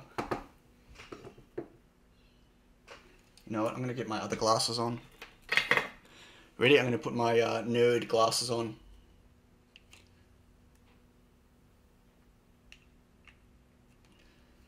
A microscope would be a really good help right now.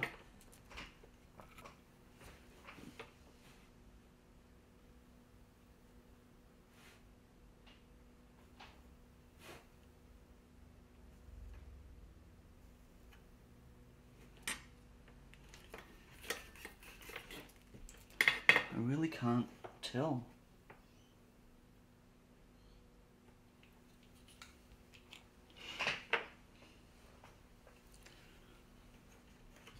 Sorry folks, but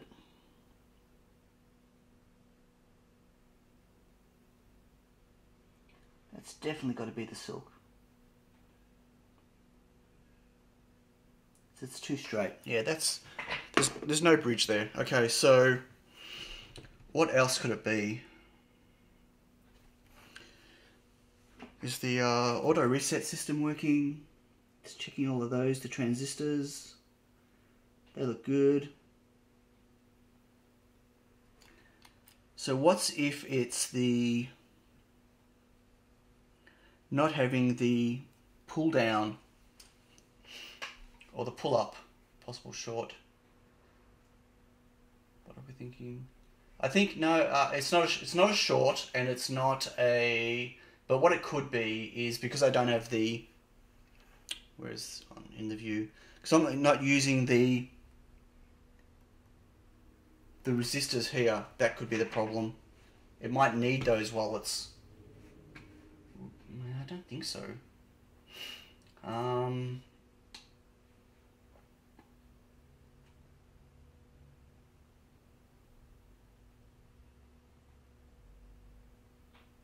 I can try putting the resistors on. A couple of pins might be bridged underneath. Possibly, but it's picking up the serial chip.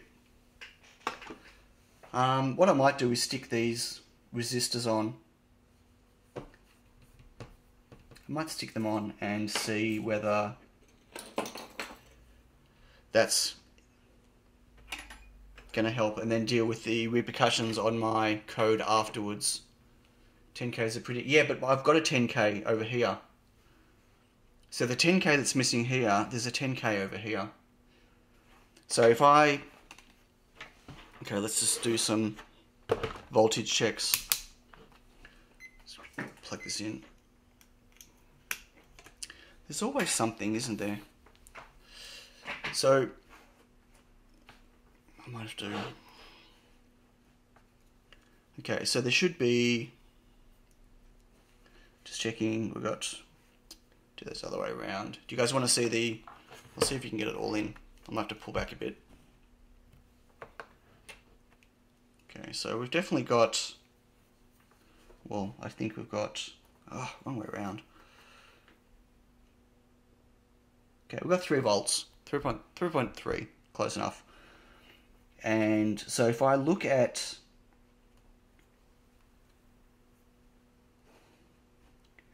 If I look at this pin here... Oops. Should be here. This should be 3 volts. So that's pulling up. So even without that pull up there, it's being pulled up. Can everyone see that? Because of this one here. So I don't think it's that, but it might be. I wonder if 15 is required. This 4.7. I wonder what that thinks it's doing right now. See, that's currently being pulled up. 15. But there's a pull down here. So maybe it needs that pull down. So I'm going to put that resistor on. I don't know what it's going to do to the neopixels though. That's the concern. So if I go and grab I need a 4.7.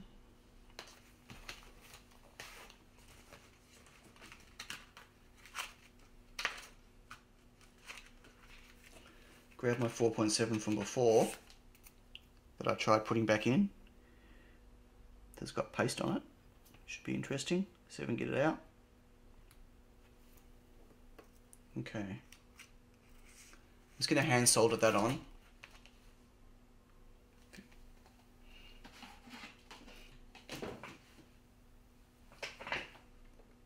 Okay. Unplug the board.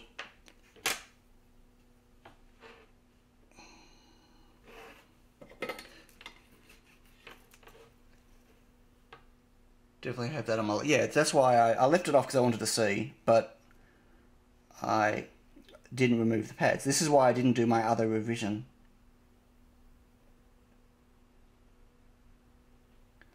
Because I wanted to check this first.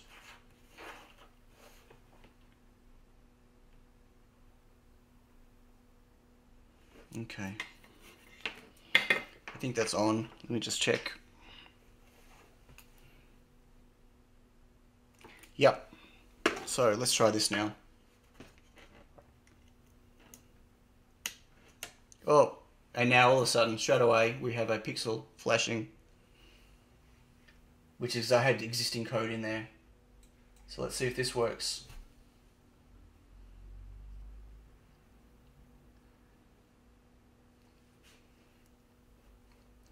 Okay, we're compiling. That's a better sign. That doesn't mean it's going to program.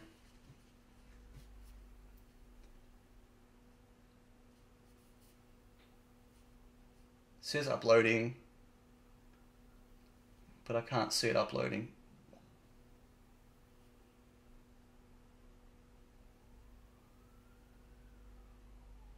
Nah, still failing to upload. So,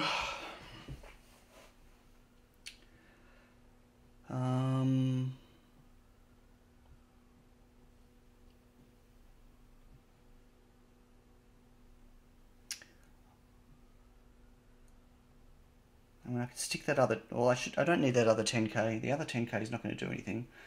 So, I mean, it could be a problem with the QFN, maybe. I can try pulling hot airing it off and back on. Needs to be low all time. What needs to be low all time? 15. 15 can't need to be low all the time.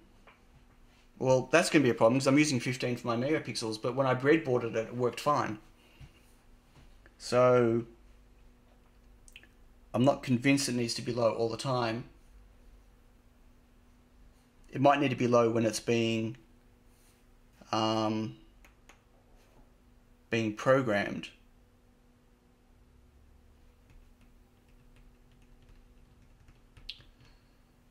To bring the scope and check the lines when you try to upload.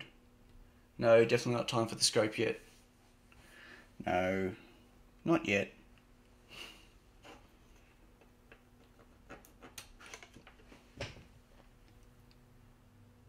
Read the manual. No, Dave. I prototyped this. I breadboarded it. 15 doesn't need to be low all the time because 15 is a general purpose I/O. It just needs to be low when it's being programmed.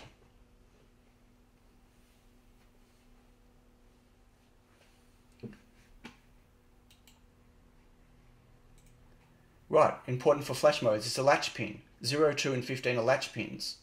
Yep.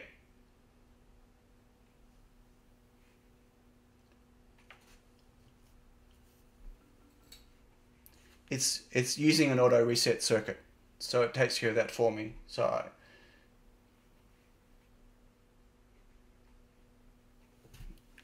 yeah, I shouldn't have to do that. As I said, before I built this, I had it, see Alan, I had it programmed.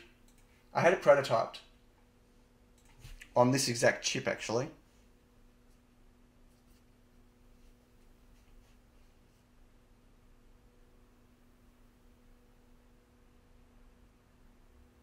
$15 needs to be low on programming correct, and that's what the reset circuitry does.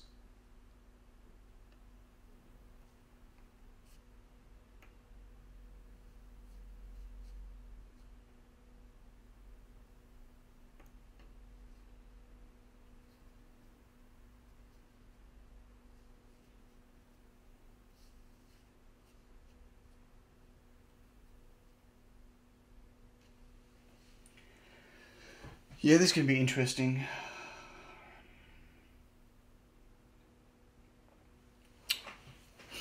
Back in a second, hang on.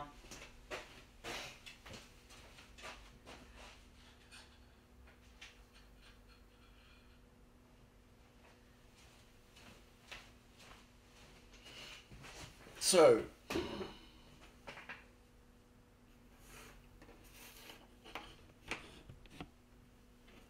let me just unplug this for the moment. Let me get myself another ESP. 8266.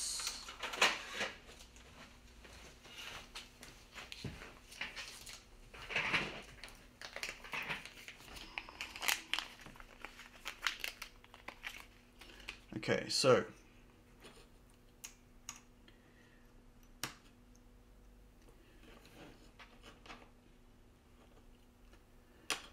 So in this circuit right here, I have GPIO2 connected to a button.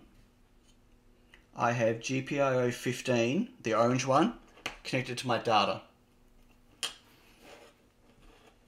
See if I can zoom in a bit more. I'm just going to plug this in.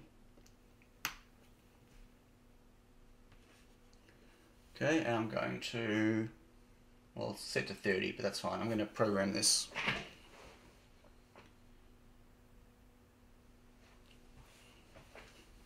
So my data's on 15, my button is on 2.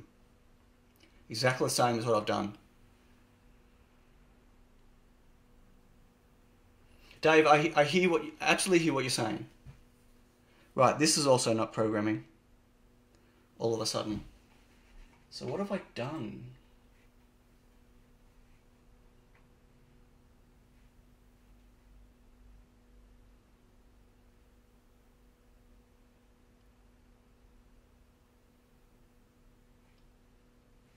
Oh, I didn't set the board.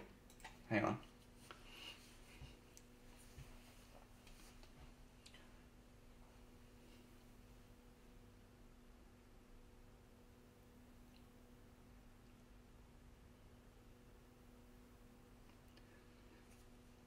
Just let me get this happening.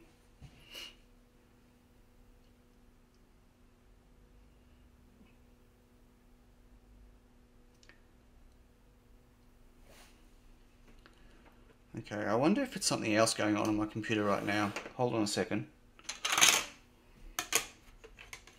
This is my last week's board.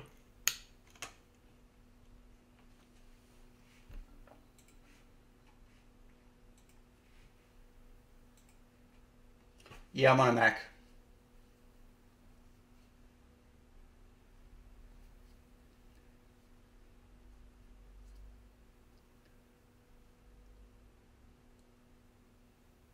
No, nothing to do with a Mac. Mac's awesome for this stuff. No drivers.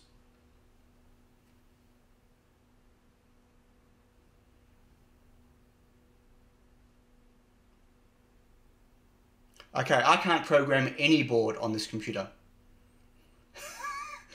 Okay?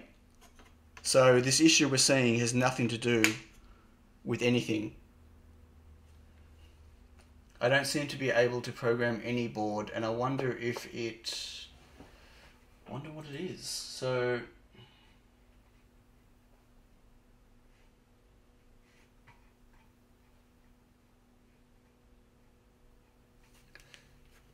This is my last week's board. We had this working, remember? So right now I can't flash any board.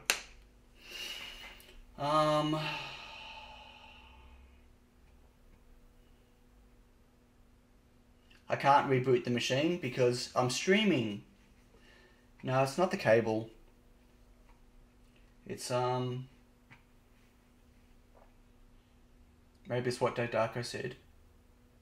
What about pin 15? No, I've got 3 boards here and I can't program any of them. This was working last week. This was working, or last week when I was doing it. Like, there's something going on. I mean, I could try just... I can't even get to the cable. It's all the way at the back of the machine. Let me just bear with me, folks. Just bear with me.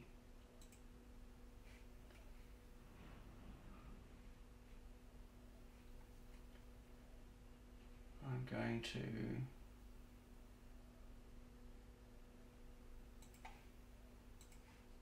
Need a second PC. Well, I've got, I can get my laptop. Maybe unplug the camera. Miss serial communication on your Mac. It's possible. Let me go get my notebook.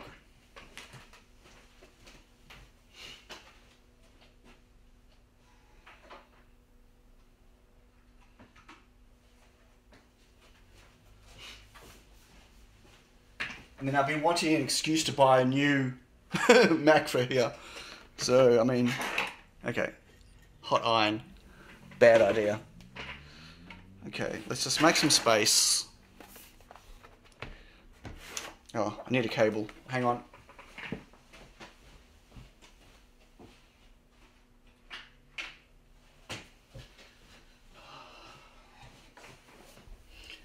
Because of the errors you were getting with the USB capture card. Yeah, there could be something funky going on with the machine. It might just need a reboot. I just can't do that with a live stream running. Okay, I'm going to unplug this. First thing I'm going to do is go to the prototype. Okay, this one here. I need... Okay, I'm not using a mouse, so it's going to be annoying. I need my port. Okay, I need ESP8266. I'm just going to go...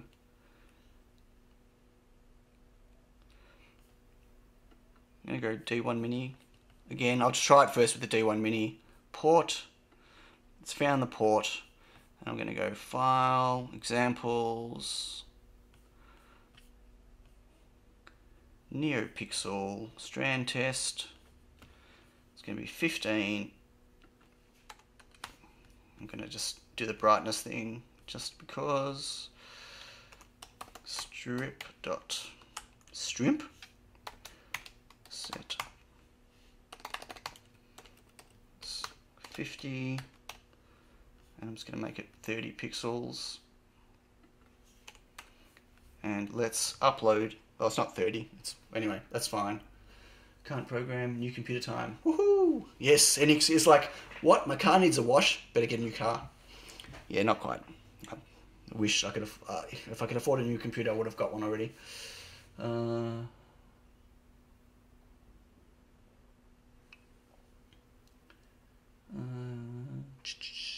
Okay, so that's programming, and there we go. We have pixels. Yes, this board just didn't program on my other machine, but as you can see, my wiring, this is working. So let's pull this apart. God, I hope I'm right. So which one's my new board? Okay, that's my new board because it's got the busted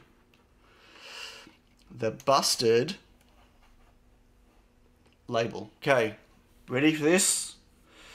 Fingers crossed. Tools, port, slab, program. Please work.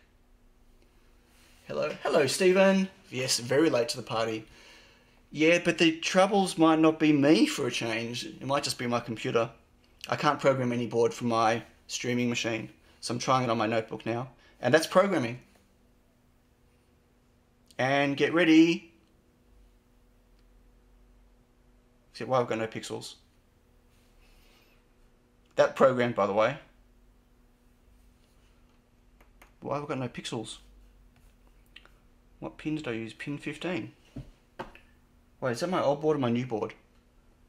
Oh, I think that's my old board. No? Hang on. How do I tell which one my new board is? Oh, that's my old board. Oh, rev2. Wow. So, why did my machine just beep?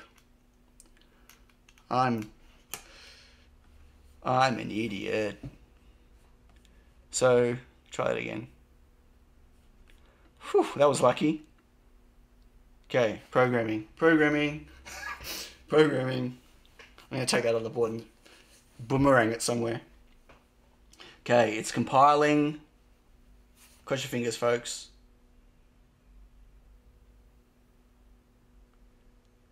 And it is uploading. It's uploading. It's programming.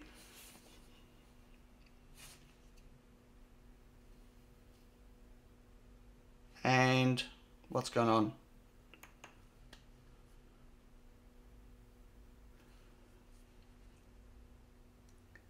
So it looks to me like the NeoPixel doesn't like that.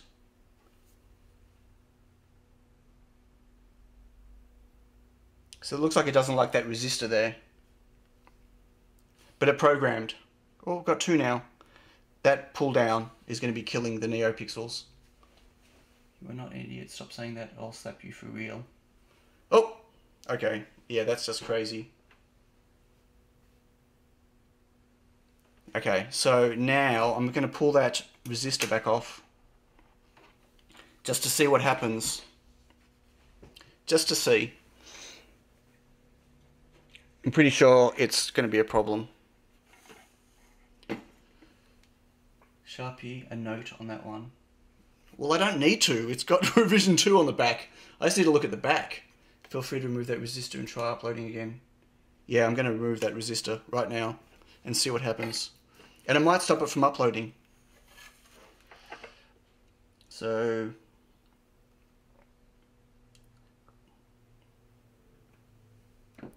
just going to put it over here so I can use it again.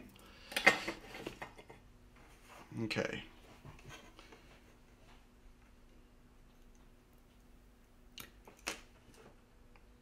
Let's see what actually happens when it boots though.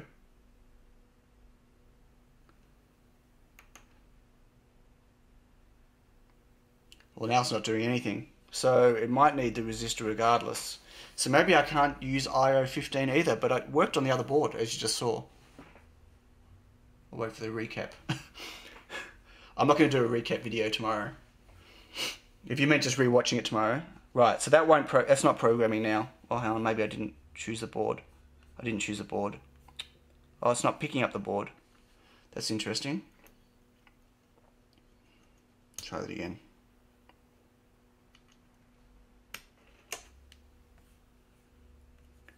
Oh, where'd that go? Come on, mouse. Tools, port. Oh, you know what I'm doing? I'm plugging in the wrong port. Oh. This is a comedy of errors. An absolute comedy of errors this is. Okay, try it again. Program.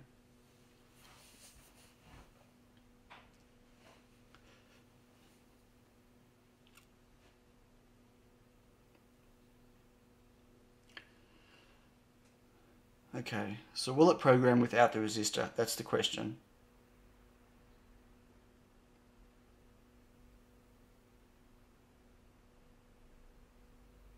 No, it doesn't want to program without the resistor. Wow, isn't this interesting? So unfortunately there's no schematic. Unplug this. Sorry, I've got a hot iron in the way. There's no schematic for this. He hasn't released one. And I can't see what's happening under 15. The trace for 15 goes under the board. And I can't see clearly from here which path it's taking.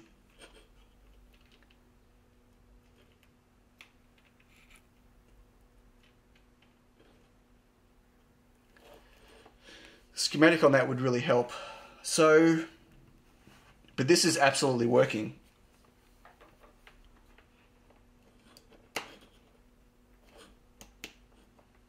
Use a different resistance. The same one that's used on the frog board. I can't tell what's used on the frog board. Time for a coffee break. It's absolutely time for a coffee break. I can't see. There's some traces are visible and some of them aren't. So 15. Let me see if I can get close again. So 15 goes to 1, 2, 3. It's the fourth across. 1, 2, 3, 4 across goes across. See, on this board, I'm pretty sure there's no resistor. Let me see if I can show you closely. See if I can get this in focus. So, this is 15, the orange one, which is 4 pins across. 1, 2, 3, 4. Okay? 1, 2, 3, 4. 4 breaks out. I don't know if you can see. Sorry. 4 breaks out and goes directly to the chip. There is no resistor at all on pin 15 on this.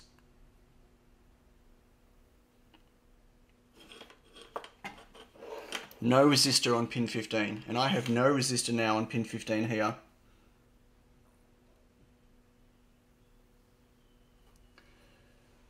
Probe it. Probe what? 15?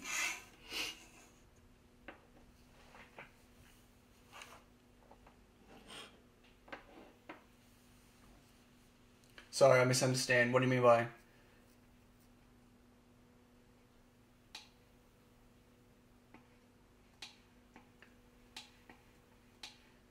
See, this is not making a lot of sense.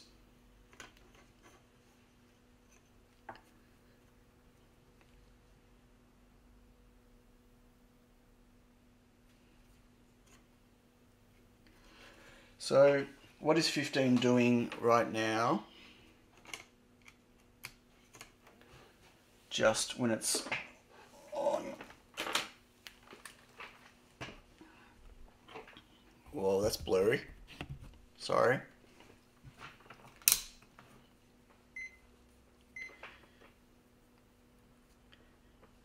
Okay, so 15 is currently high.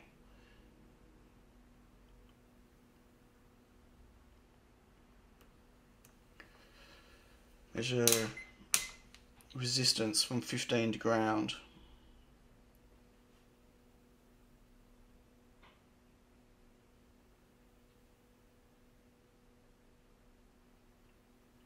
$33 ohms. David?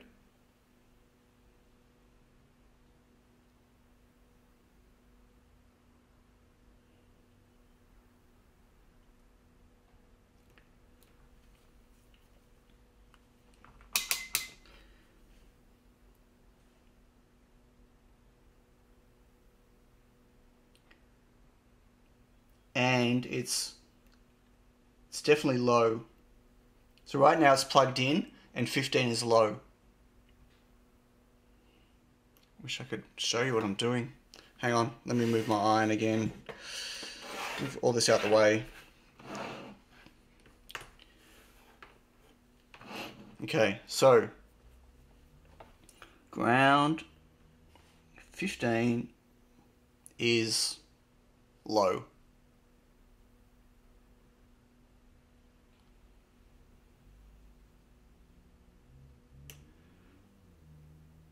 So it's definitely low, which means it should be able to be programmed, right?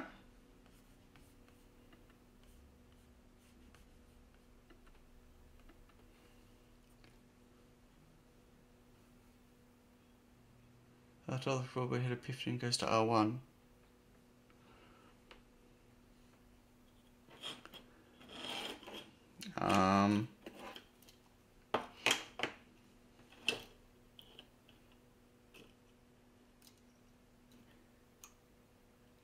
Not on my board, it doesn't. There is no trace on the top layer coming out of... Oh, is it underneath and I can't see it? No. My R1 goes to GPIO 4.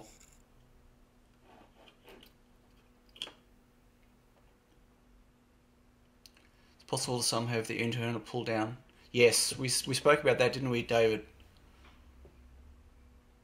What value resistor to use? It's a 4.7. I can put a bigger one on. My frog board absolutely does not have R1 going to GPIO 15. There is nothing on the top layer going to 15. Nothing at all. Yeah, it's 4.7. So the problem is, so with the resistor on it, it was affecting the neopixels, which it will. And with the resistor off it, it's not programming.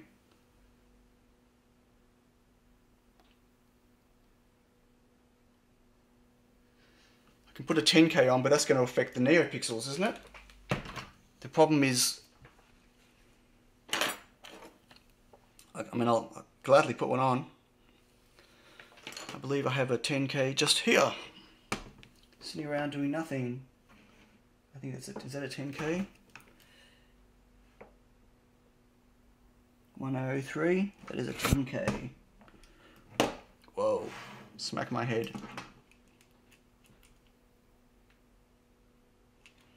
Okay, I'll stick a 10K on. I'm running out of space. Running out of space. +1 for 10K.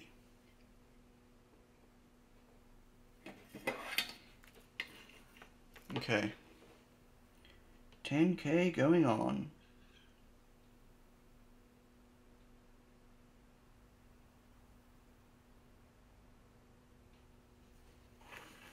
Oh, wow. Can't believe I just did that with the power plugged in. No one saw that, did they?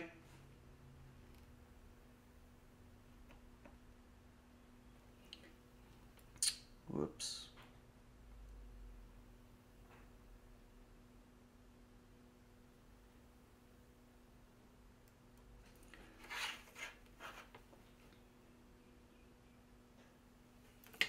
Okay, I think that's on. You drive NeoPixel with 15, pin 15. Yep, that's what I'm doing. I'm driving it with pin 15. So for clarity, the reason I'm doing this is because I still wanted to keep all this I/O. I could have solved this by removing some of this I/O here, but I didn't want to. I wanted to see if I could get this working.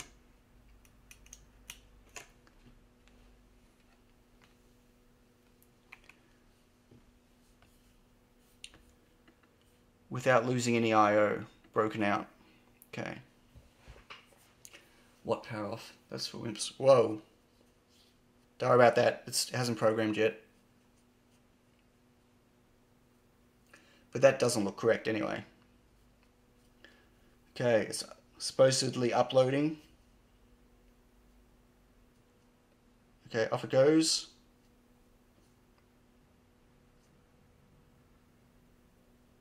Right, and that's the problem. So it programs now, but the NeoPixels aren't working properly. As you can see. So, wow. Bye, David. Thank you. When I'm programming, just the module pin 15 is always pulled down.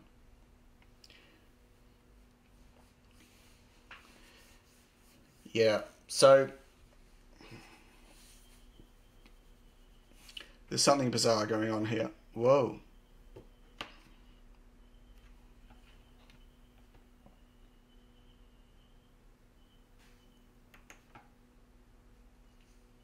Yep, it's definitely not liking the pull down on that pin.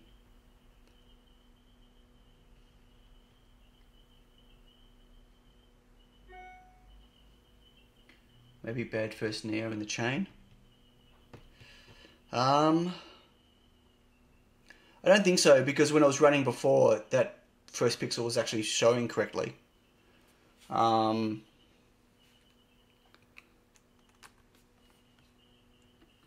I'm not sure. Normally if there's a bad pixel in the chain, nothing else will show. Usually anyway. I'm just reprogramming it, telling it to only show one pixel.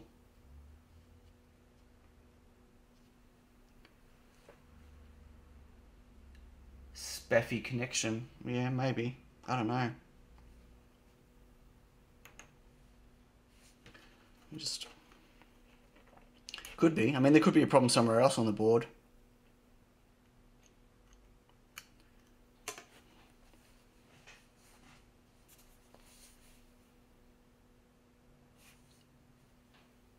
Yeah, that pixel's not working right. It's still bright.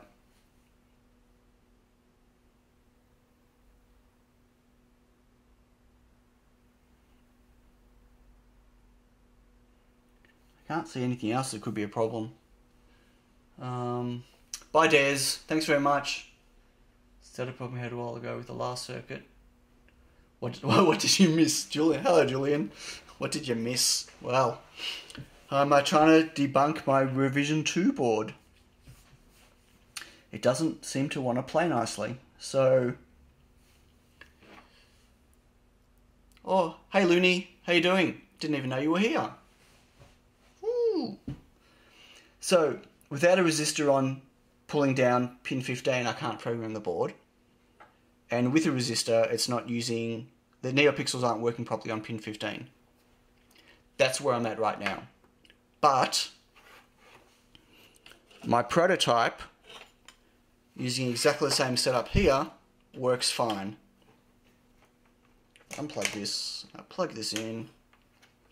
I'm using pin 15, and I can program it, and it works fine.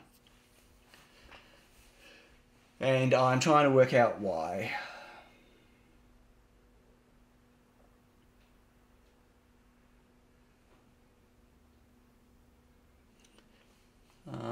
No first pixel has always been flashing funny, even with the outer resistor.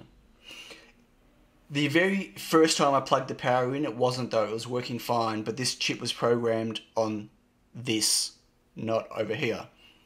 It was after I first programmed it. I can pull that chip off and put a different one on, but I'm pretty sure it's not that. I'll pull it off, I'll put another one on.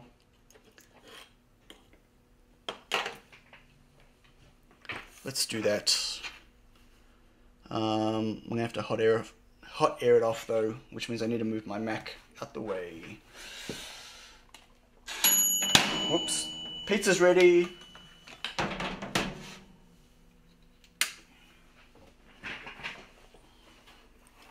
Maybe because there are more pixels using more power. Back. What did I miss? Bye, Gavin. Have a good sleep. What did you miss? All sorts of good fun. Alan? Okay.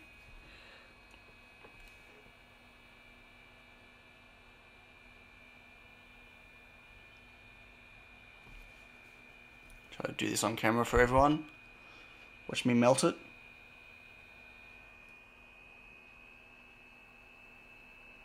I'm going to pull this pixel off and swap it, but I'm pretty sure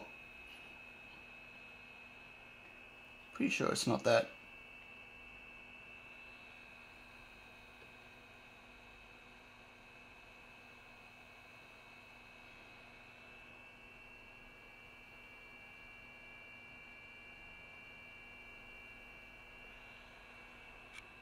Wish I could see it was reflowing. It's too far away from me. Hang on, I can't see chat right now. Just hold on 1 second.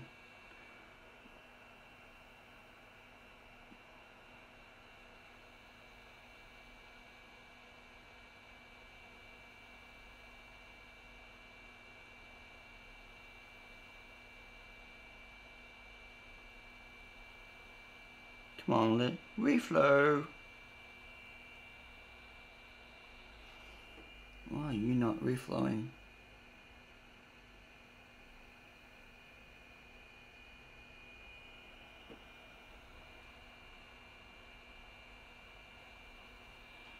Okay, that's one off. Oh, should have got another one ready for me. That was stupid. Hang on a second. Where would one be? Here we go.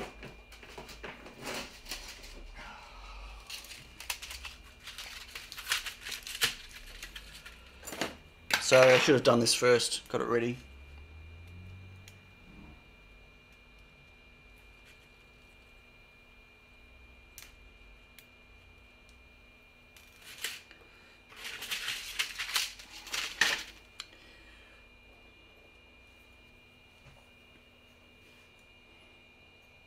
Now I've got to reflow it again.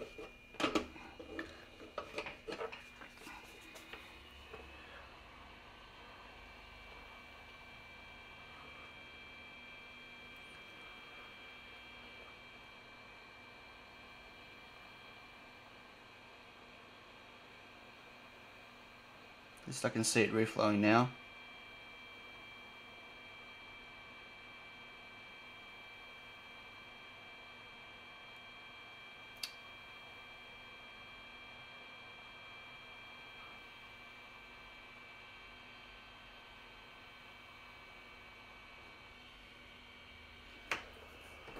A bit of a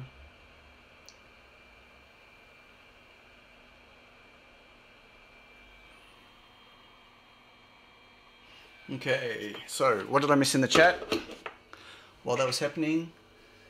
Program to remove the resistor and see if it runs correctly to eliminate the pixel being the problem.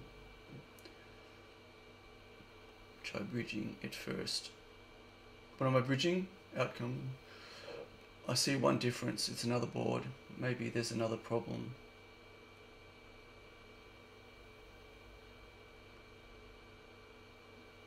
Sorry, I'm missing a lot of the conversation. I don't know what's going on. Sorry. Let's see what happens now.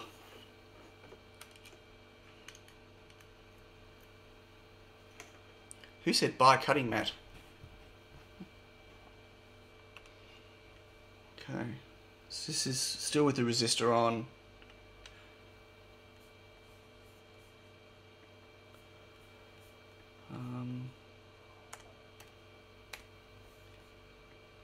So we're going to program it.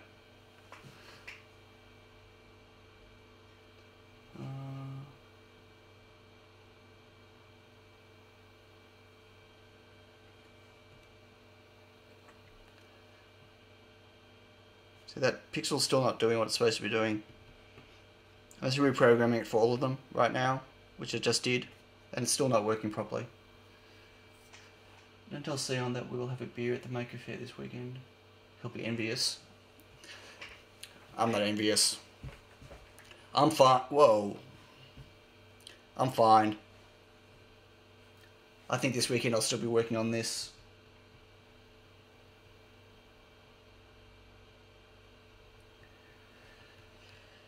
Wow, so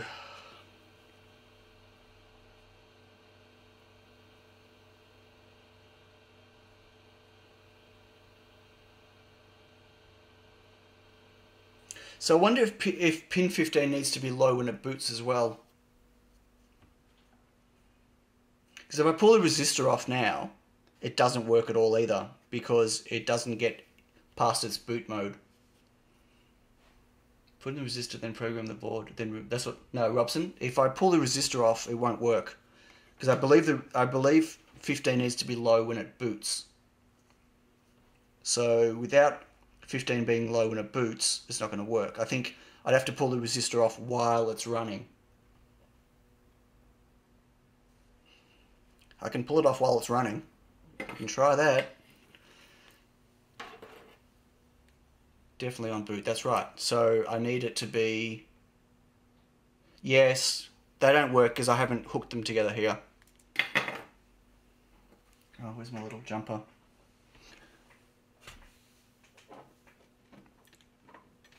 There's supposed to be... There's a header that goes here that you connect to decide if it's going to be colon or not. Use colon. There we go, see? That's by design. That's fine. Oh. Shall I pull this off while it's flashing, while it's running? It's going to put some... Ready for everyone? Come on. Everyone tell me it's a bad idea. They're just parts, right? Who cares?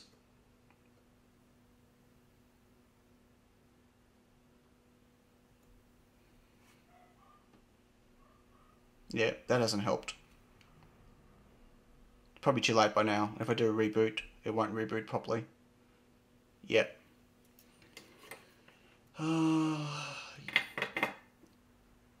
Yeah, it needs to be low to boot. So, yeah, that's not going to work either. So, what I don't understand is why this works.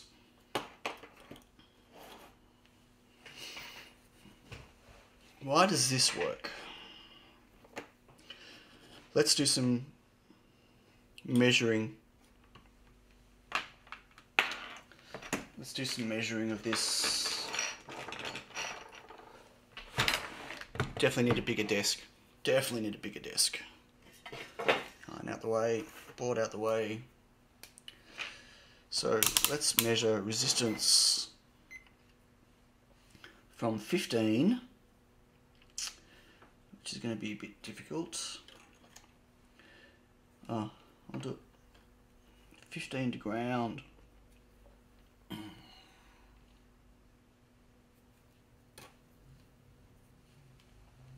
So,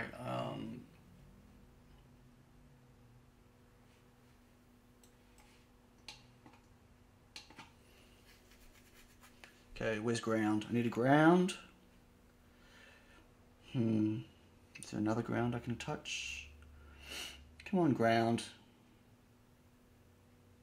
Any ground will do. I think that's ground.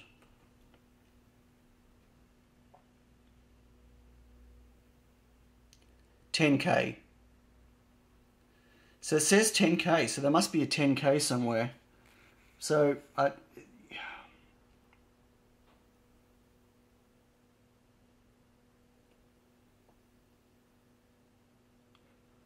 R1's 5K. So I don't believe it's R1. So another ground. Let me just make sure I did the right ones. It's definitely reading 10K resistance. See you, Michael. Have fun at the hackerspace.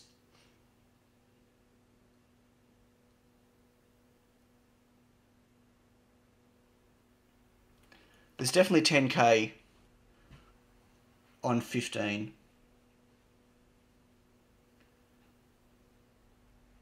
Okay, let me plug power into it and see what it sits at voltage-wise after it boots.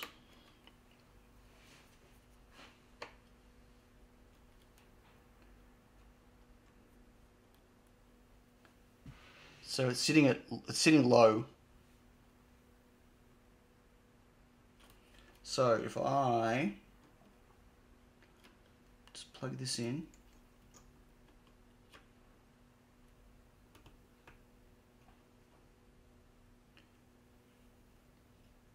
Don't know if I can grab it from there. Do a reset.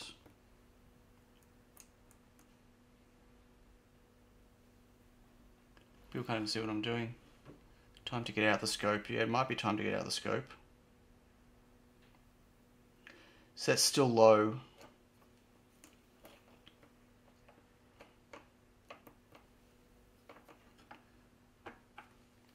Oh, you know why? Hope that's plugged in. Right,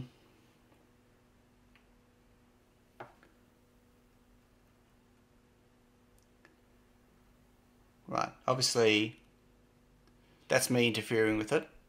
Just looking a bit funky now, but still going.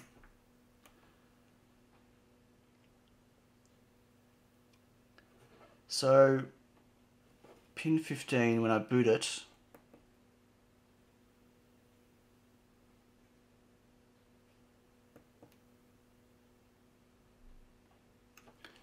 so you guys can't even see. So if this is pin 15 going. So it's definitely working. Yeah, I know 15 prog PP. I know it needs to be low. Yep. Time for scope. I can pull out the scope, but I don't know what the scope's going to tell me that I don't already know. I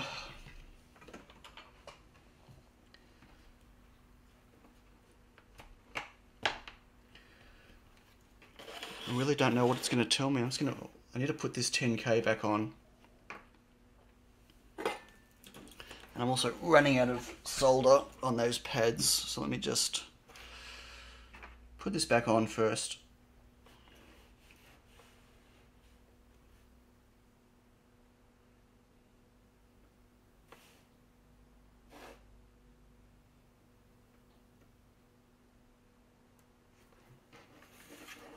R4 on the frog board. You think it's R4 now? Okay. It's possible. Hang on.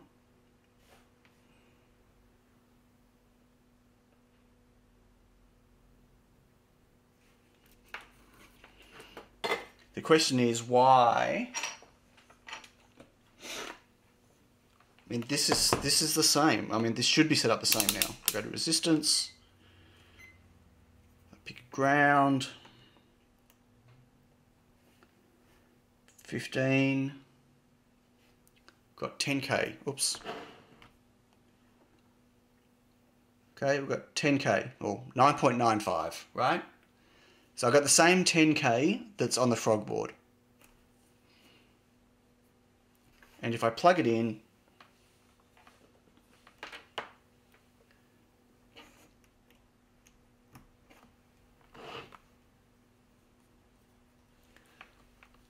plug it in, ground, and 15, I've got a jumping, voltage, that's a bit silly. Ground and 15, I've got it jumping around the same way. You guys can't even see. So it looks the same. What's Julian's idea? Can you feed the pixel signal from the little PCB into the pixels on the bigger board?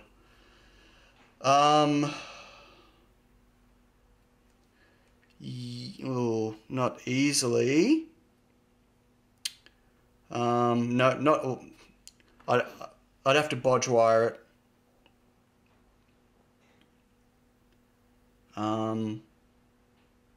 we've got to share a common ground and stuff. So I'd have to, it's not just the data, I'd have to get everything hooked in, power it that way. Could do 3.3 volts in ground here and data there. I can try. Wow, I've got cables everywhere. Let me try. I need to get some wires.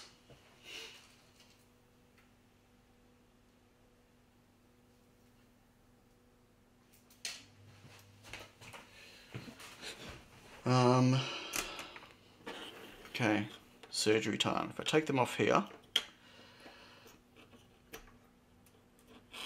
Okay, so I go, what are we going to use?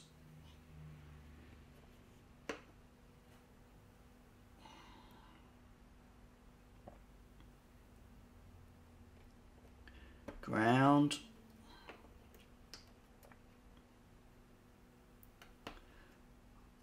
Oh, how am I going to power it? I'm not sure I'm going to be able to power it this way. I'll try. Oh, what? R4 is on EN, not connected to 15. Right. Pull the resistor, go into the first pixel, then jumper across from that. Yeah, I could do that too. Just bear with me 1 second though. I'm going to see. I don't know what's going to happen here. I don't know what's going to happen. I will try to bypass. Turn this off for the moment. So ground.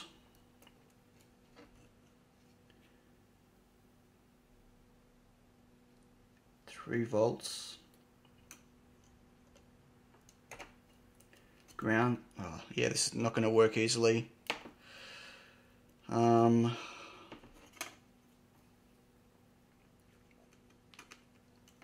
Ground, 3 volts, and data. Turn it on. Okay, that's working. Can everyone see? Kind of working. I mean, obviously, let me see if I can do that again.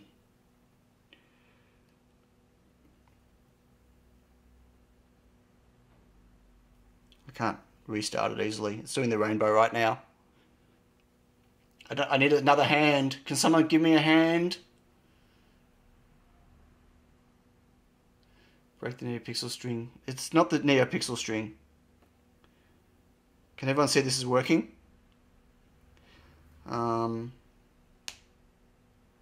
Restart. See that? It's definitely working. See you, Neffers. So, the neopixels are fine.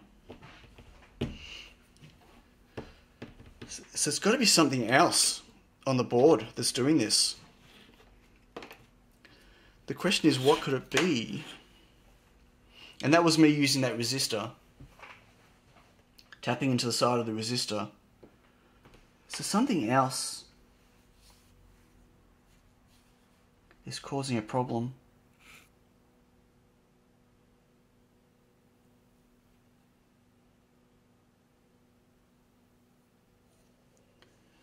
Oh boy. It's always something with me, isn't it? Always something. I can get the scope, but I don't think the scope's going to help me. It's not going to tell me anything that I don't already know.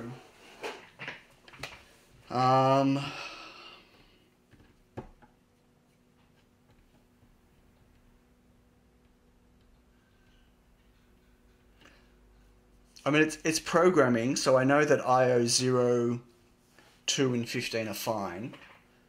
So fine. Not try hooking the micro up.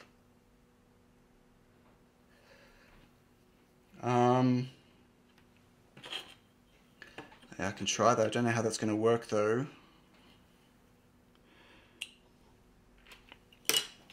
I can definitely try hooking this in.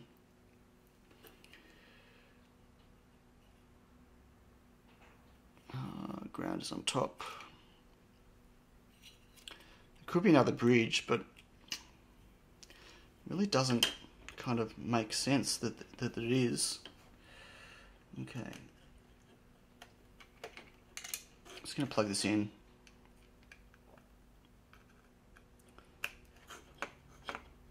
I'm going to... This is going to go to 15. Wow, can't see what I'm doing. Whoa, sorry about that. I don't know if this will work because there's already other ones on it.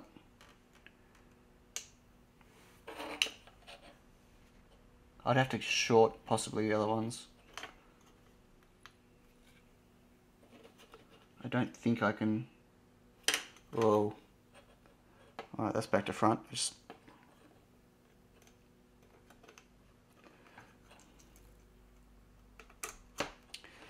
Wow. Yeah, I don't know if I can do this easily. Wow. This is harder than it needs to be. I need 3 hands. 3. And I wish those other pixels would stop flashing in my face. Yeah, I don't know what will happen if there's 2 sets of near pixels going on the same strip.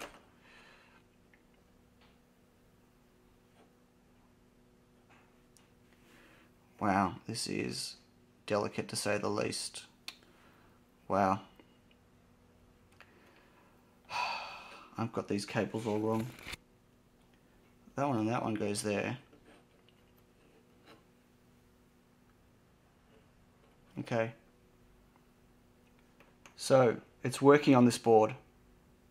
Can everyone see that? Let me just restart. And now they're all working. Can everyone see it's all working now? Let me just restart it again. There's something else on the board that's causing this problem.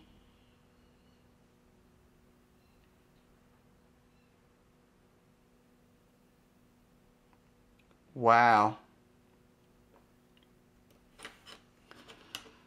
So, okay.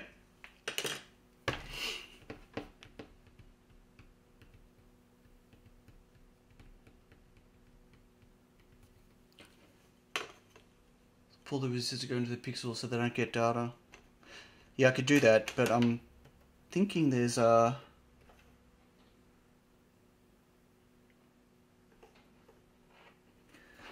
I'm going to pull this resistor off anyway. Is the cap okay? Which cap? Which one? There's lots of caps.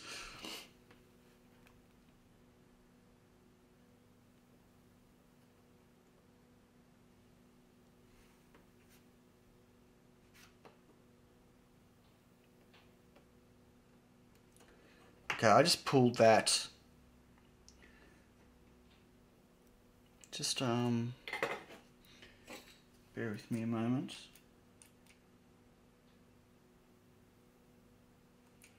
Yeah, it's 430. Let me stick a different resistor in there. I wonder if that's that resistor's playing up. So something's on the small board you need on the big board. There's nothing on the small board that isn't on the big board. It's a whole bunch of pixels and a resistor. I'm going to stick another resistor on. I wonder if that resistor's flaky. Let's stick another one on. I might put a 330 this time instead of a 430.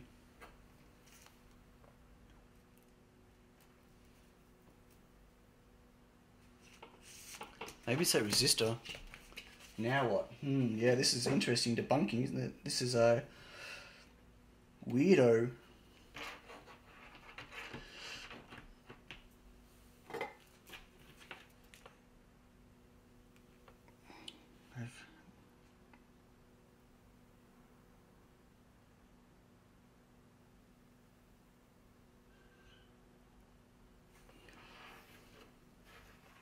The cap of the first pixel. No, but it's a decoupling cap anyway, so it shouldn't make any difference. Like if it's not working, it just won't do any decoupling, but... I guess technically it could cause strife, but I don't think it's the caps. I'd be very surprised if it's the caps. Very surprised.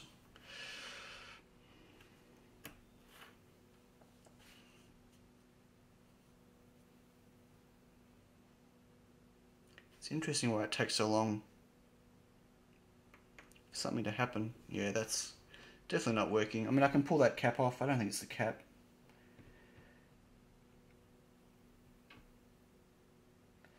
Now I've got no pixels again. If you make the voltage divider on a data line.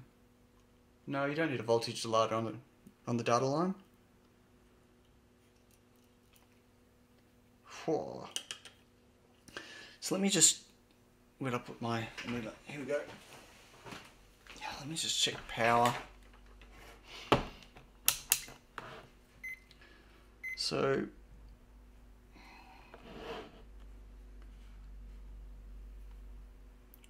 it's 3.3. So the actual power on these are 5 volts. Yep, 5 volts. There's a voltage level data line to LED okay when you have the pull down resistor on. I'm not sure what you mean, Roger. What do you mean by is it okay? I mean the pull down's on there now. When I plugged the other LEDs in, they were working fine. Wow, 2.5 hours we've been streaming again. Okay, power and ground. So like if I plug these in,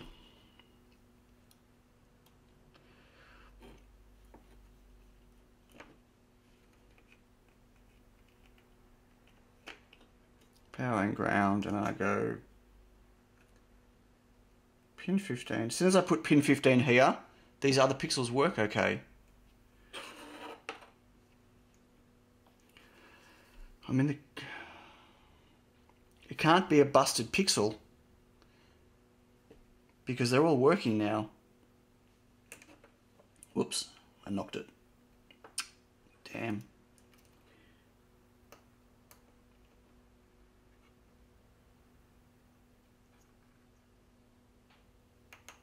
I mean, this is working. They're all working.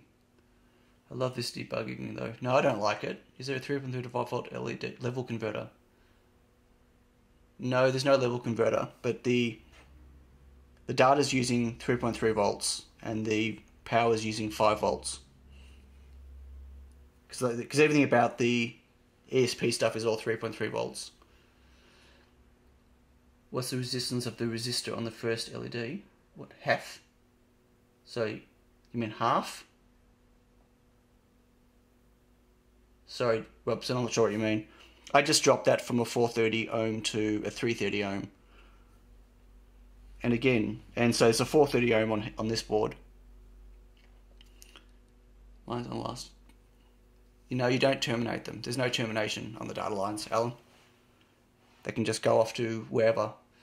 Half the resistance on the first LED, as that's what's happening when you plug the extra board. Right, but I just went from a 430 to a 330. 330 ohms pretty much the minimum you want to stick on here.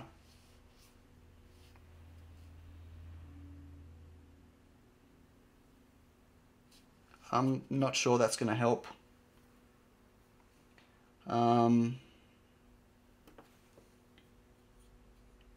Just out of curiosity, I'm just going to power this from 5 volts.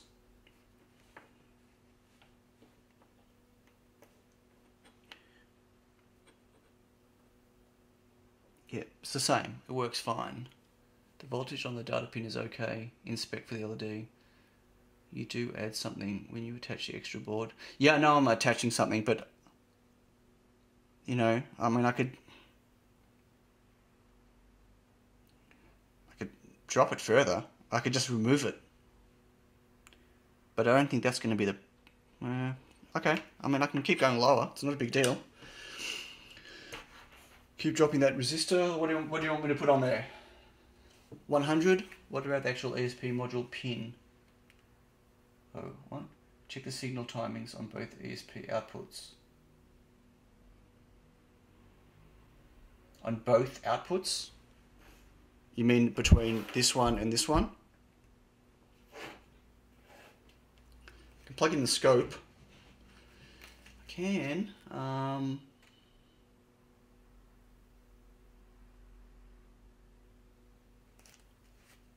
Let me just put a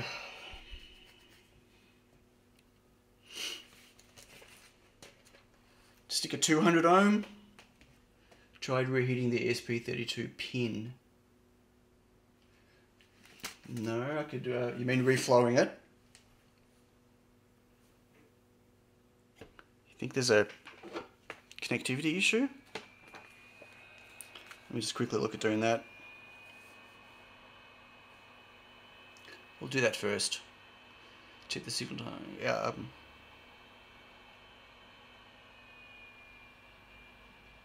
me just reflow the ESP.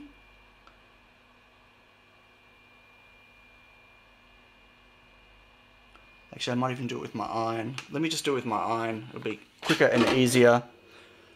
I'll just flux. Let me just flux and redo.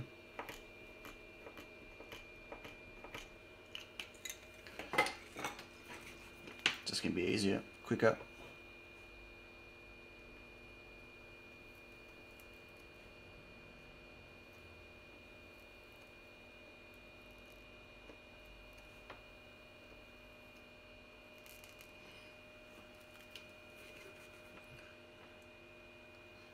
More solder. Shouldn't need more solder. I did the real iron. Where's my thing? So guys, need some sleep. Bye, Looney. Yes, you're still in holiday mode.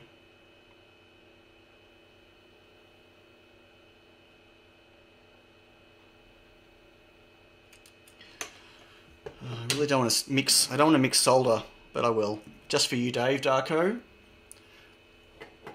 Thanks, Looney. Chat with you soon.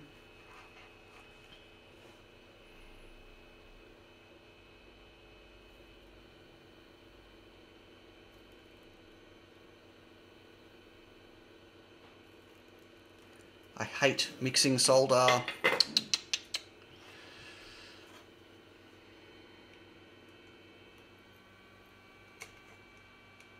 God, my iron's about to take off.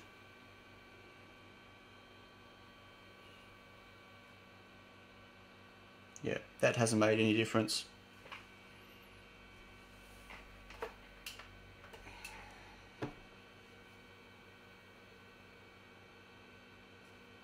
Yeah, not good. Okay, so scope is on. Let me move my coffee cup. Scope. Whoa. Problem is you can't see my scope. Okay, ground. Gotta be careful grabbing onto ground though. Is there a better ground I can grab?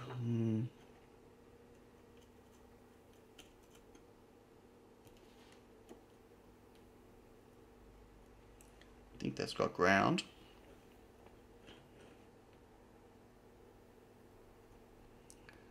Okay. I never use any resistors on the data link on any of the Pixel projects when using ESPs. There's a lower voltage. Wow, that's going a bit psycho.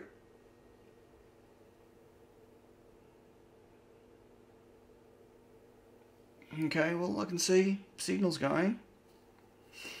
It looks solder on a pin header. Yeah, I could. But no, I can see I've got what looks like an expected, kind of expected shape, I guess.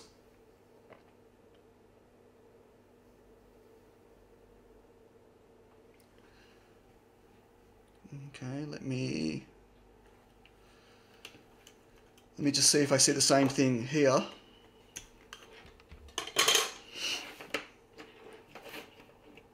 Just want to compare signals. I could plug 2 probes in and do both, but yeah, not right this second. Is there another ground that isn't going to touch?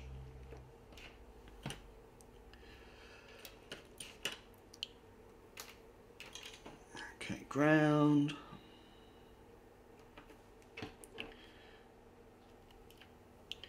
And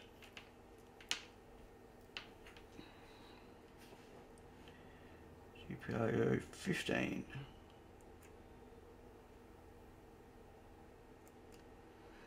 Yeah, that looks a bit nicer, a bit cleaner.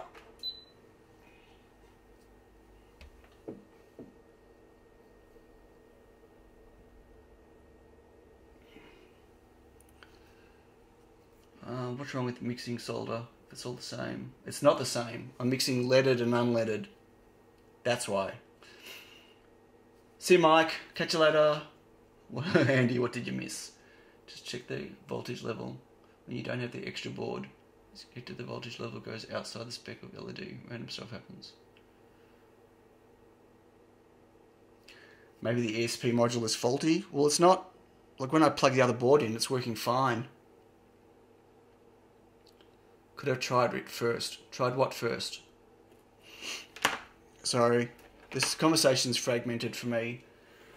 Could you try power the LEDs using lower voltage, technically using... I've tried 3.3 and... Well, on this board it's obviously wired to 5. I can't just change that easily. But I just powered these ones, 3.3 and 5, and they were fine. So... There's definitely something else going on.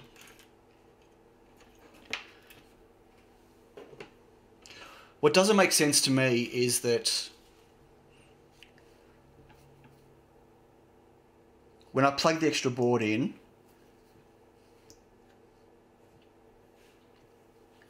it's working fine on both of them. That's what's throwing me. So that kind of gets rid of anything like bridges or just interference. Like, I'm gonna go. I'm gonna literally bypass this resistor now. I'm gonna stick like a 1 ohm on it. Yeah, I just removed it, but I need to bridge it. I'm going to stick a 0 ohm resistor on it.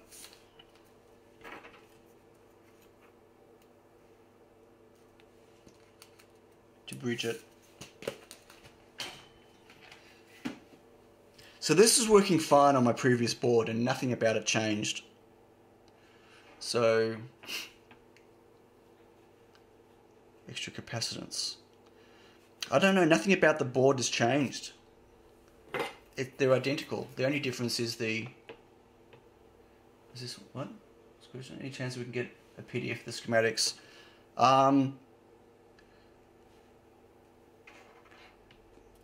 Yeah, I can show you the schematic. But the schematic is... The first rev and the second rev are identical. The only difference is the pins I'm using. So,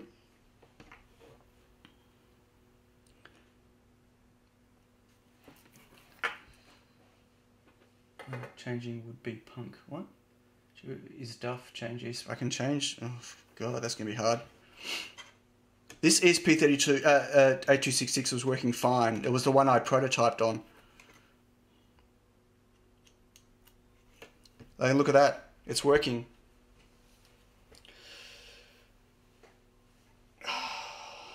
So,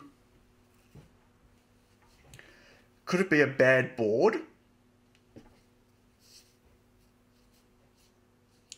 Is it possible that there's actually just a bad...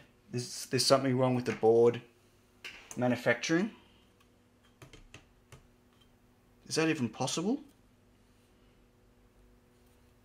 Because that's... Look at that. That's bizarre.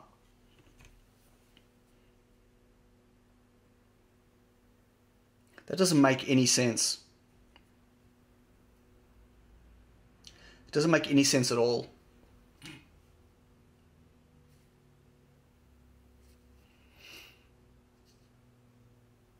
I put a 0 ohm resistor on the data line. That's what I did.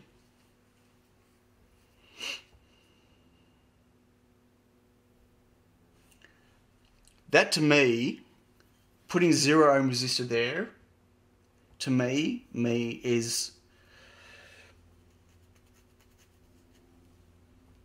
that doesn't make any sense.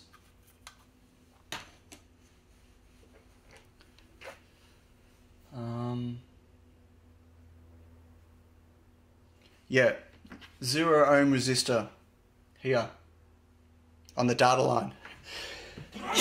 Excuse me. Who cares? It's fixed. I care because that doesn't make any sense. That doesn't make any sense at all. That means I've either got an impedance problem from 15 going all the way up, or there's a manufacturing problem on the PCB.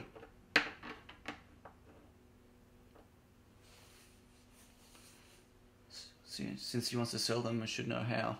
Yeah, like this doesn't make, like, my previous board did not suffer from this problem, right? And literally the only difference here, right, is that data was going to pin 0 and now it's going to pin 15. That's the only difference in terms of driving the pixels.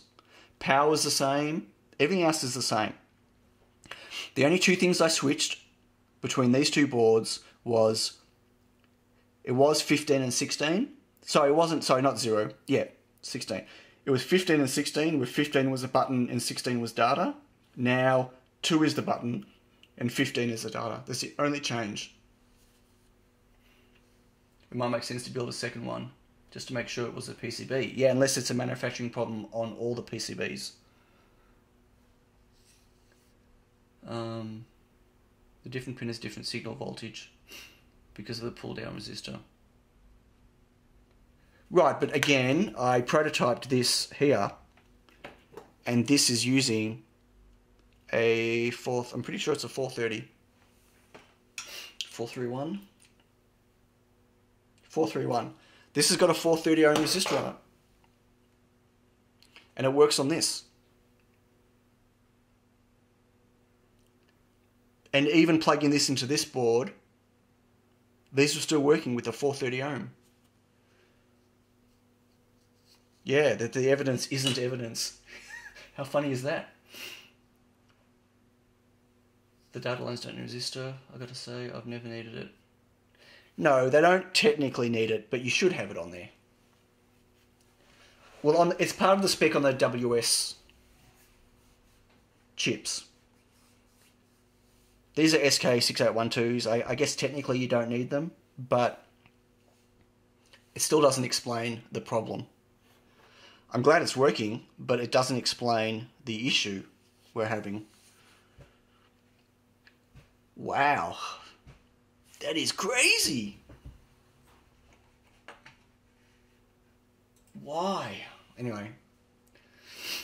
Oh, boy.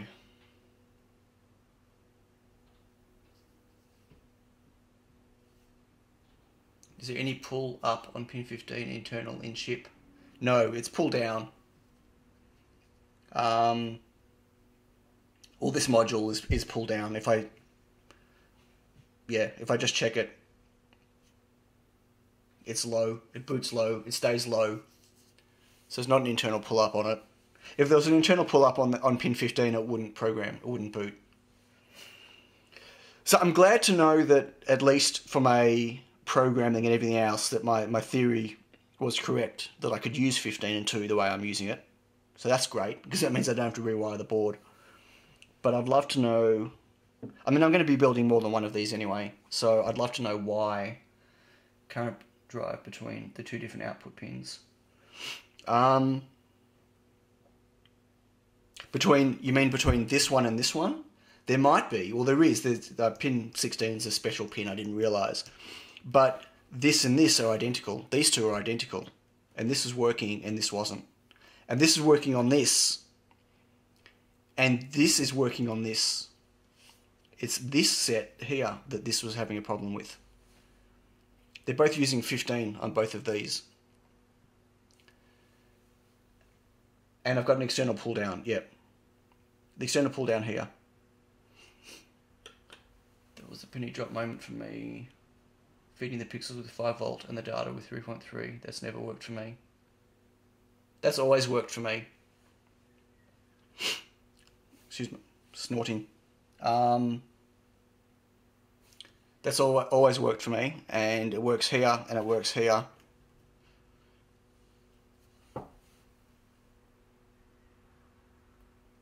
So I'm not sure what difference you guys are having. If it's on the same common ground, it shouldn't make any difference.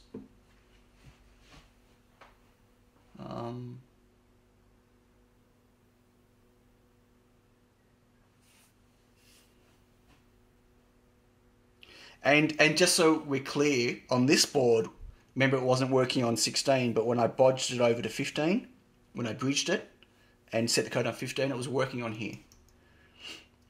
So if you guys remember, I'm just going to plug this one back in. This is the dodgy one. Oh, hang on. This is using... Right, this might not work now because this has got MicroPython on it. But let's see what happens. Can't remember which pin it is. Which one did I plug it into? I can't remember. This might not work at all. It's got MicroPython on it.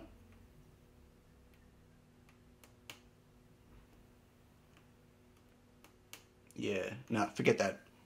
This is my MicroPython experiment board now. But like a couple of weeks ago, I was bridging over and it was working okay. We have Blinky. We have working. I had to remove the resistor. I had to put a 0 ohm resistor here, David, which does not make any sense. This will work for me. Teach me your ways. I've had such huge problems trying in the past. But you know, ran everything on 3.3. Yeah, I've never had a problem mixing them. I've done it on, I do it on my NeoPixels all the time. My sub counter is using the same thing. It's using a D1 Mini and I'm running power off the 5 volts for the pixels. And obviously the D1 Mini, the data's 3.3 volts, the data line. Yeah, I do that everywhere. So I don't know why that's not working for you guys. Neo not drived. Yes, I know 2 Neo not drived. We covered that already because it needs a jumper here to tell it to use them or not. There you go. They're the last 2 on the chain. You can bypass them if you want to extend. I wonder what happened if I plug this in like last time. Probably won't work in this case because I haven't told it to address enough pixels. Oh, I need to bridge it. Oh no, I don't. Right, interesting. These aren't powering either. And I bet you it's because of the... Let me just... Or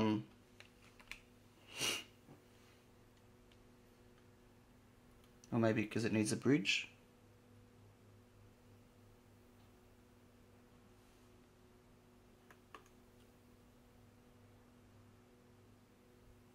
Right, if I tell it to use more pixels, I bet you these extra ones aren't going to work.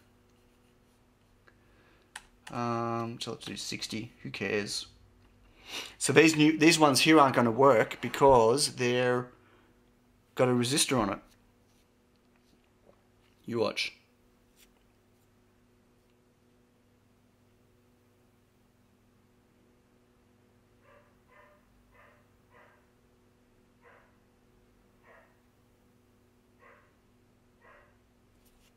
You see the ends aren't working anymore? Like they were last time? Because of that resistor. There's definitely something funky going on this board.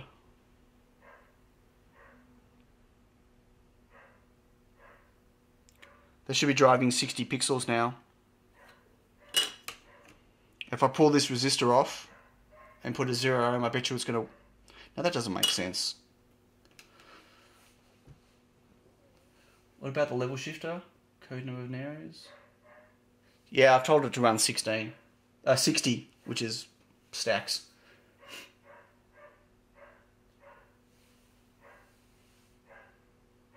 Better use the level shifter. That's probably where you got the resistor on data from. What, Dave, you talking to me about level shifter? All of my boards, Neo 7 segments, everything, all have resistors on the data pin. And they're all either 330 or 430. And I've never had this problem before. This has got a 430 ohm on it, and this was working last time. Remove the resistor on this. Sure. We can always put it back on again. You guys like me breaking my stuff, don't you? Oh, my poor board.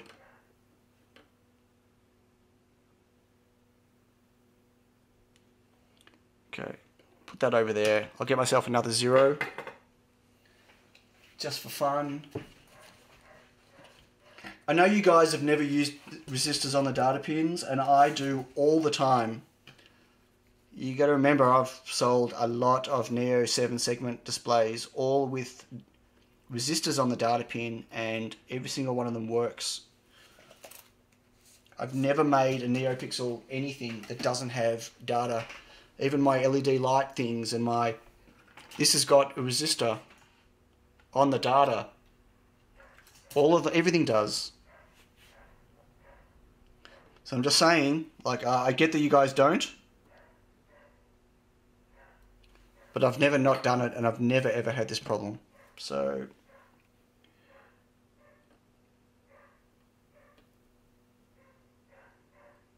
can everyone hear the dog? That dog starts barking whenever I need to start record a video. Every time. Like clockwork. The dog knows when I'm videoing. Okay, here we go. You watch, this won't work now. Oh, hang on.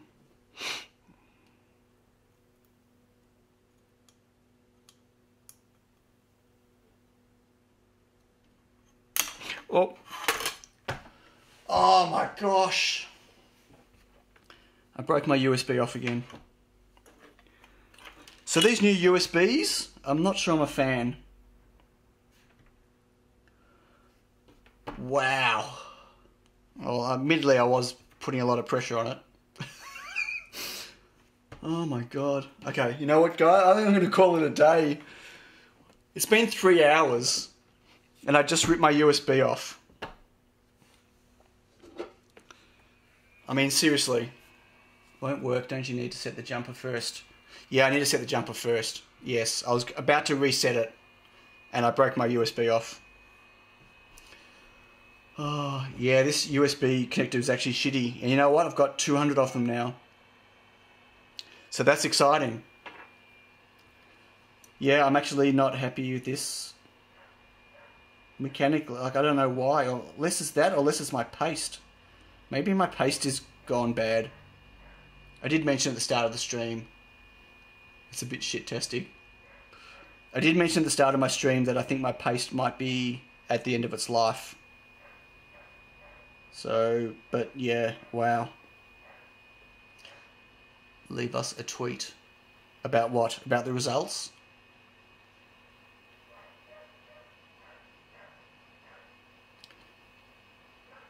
I think there's not enough paste on the side wings of this thing, and that's why. I think I need to hand solder it on.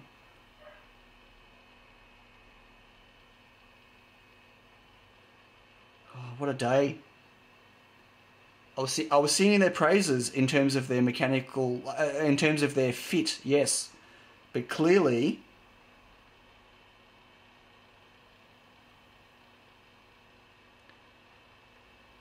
wow. I don't know if I can get it on. Clearly there it's got to be my paste. I think it's my paste.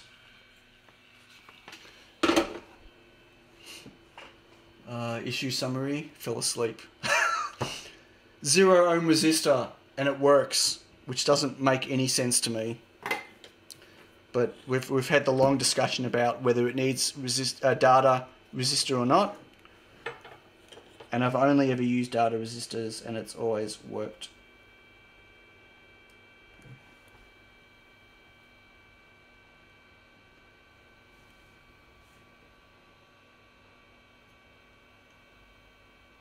Whoa. Okay. Break from USB, need pixel, anything. Wow. So I'm going to try it one more time without actually putting pressure down on it, because that was a stupid idea. See if I can get this in though.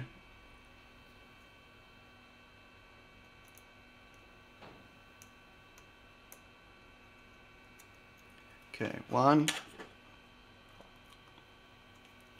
So we're going to do it.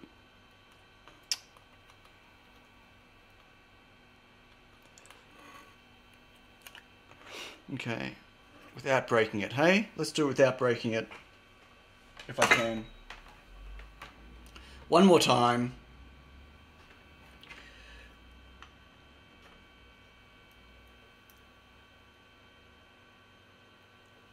If I can get it in. Wow, I can't even get it in. Okay, I can't even get the USB connector in anymore.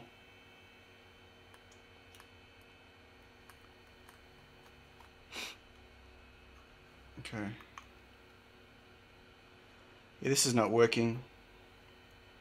Why is that not working? I wonder if this board is just screwed. Oh, now it's working. Okay. Oops. Oh, you guys can't even see. It's working now. The 0 ohm. Hey, David. Hello, late to the... Wow, 3 hours in, mate. You're definitely late to the party. Yeah, sometimes electronics just drives me insane too, Julian. Like, this just doesn't make any sense. So 0 ohm resistors on this board is working. Are we sure there's good 5 volt going to the areas? Yeah, I checked it before.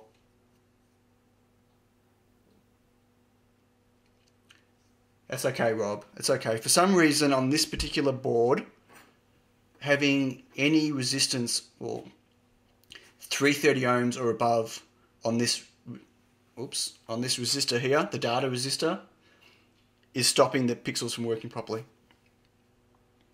Yet, a resistor on this board, oh, God, I'm off the screen again, let me just zoom back. Resistor on this board connected to here with the same pinouts was working fine. And resistor on this board connected directly here to the pin was working fine. There's something to do with this board there's either an impedance issue or something. I know I can put a low value resistor here, but I shouldn't need to. I've used 330 or 430 everywhere in all of my projects all the time. The trace on your data line is from the 10K resistor, or before it. The 10K resistor is a pull down. So this just doesn't make a lot of sense. It's just, I'm glad it's working, but the problem is I'm not comfortable with this design like this when I don't know why it's got this problem. I need to know why it's got this problem.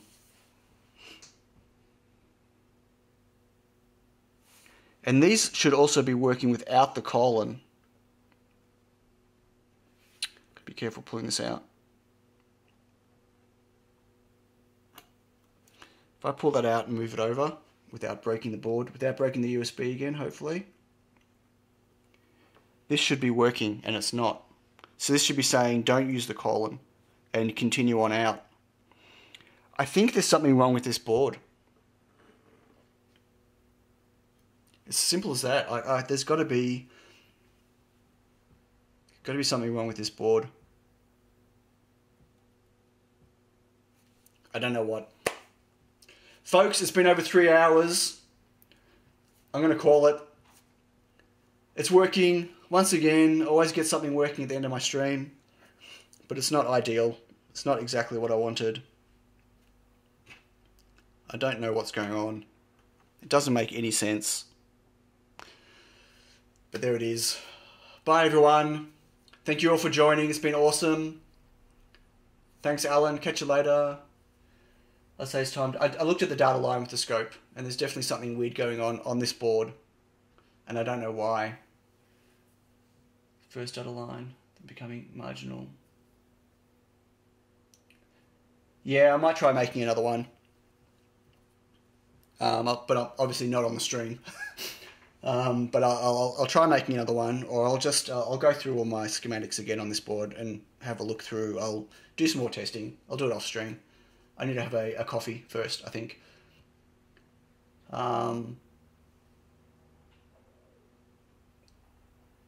Work all day and live stream later. No, I'm not going to live stream later with the solution. I don't think, not today.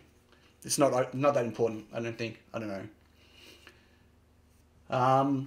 Thank you all. It's been great. Don't forget to hit like. Please, everyone, hit like. And Colin, if you're still around, Colin Hickey, thanks again for the super chat donation. You're a legend. Awesome. Thanks, buddy. Wow. Yeah, 3 hours. That's crazy. And yeah, everyone, if you're on Facebook, have a look at Chris's. Put a like on his Bergduino page. Otherwise, thank you all. God, it takes me forever to say goodbye, doesn't it? Crazy.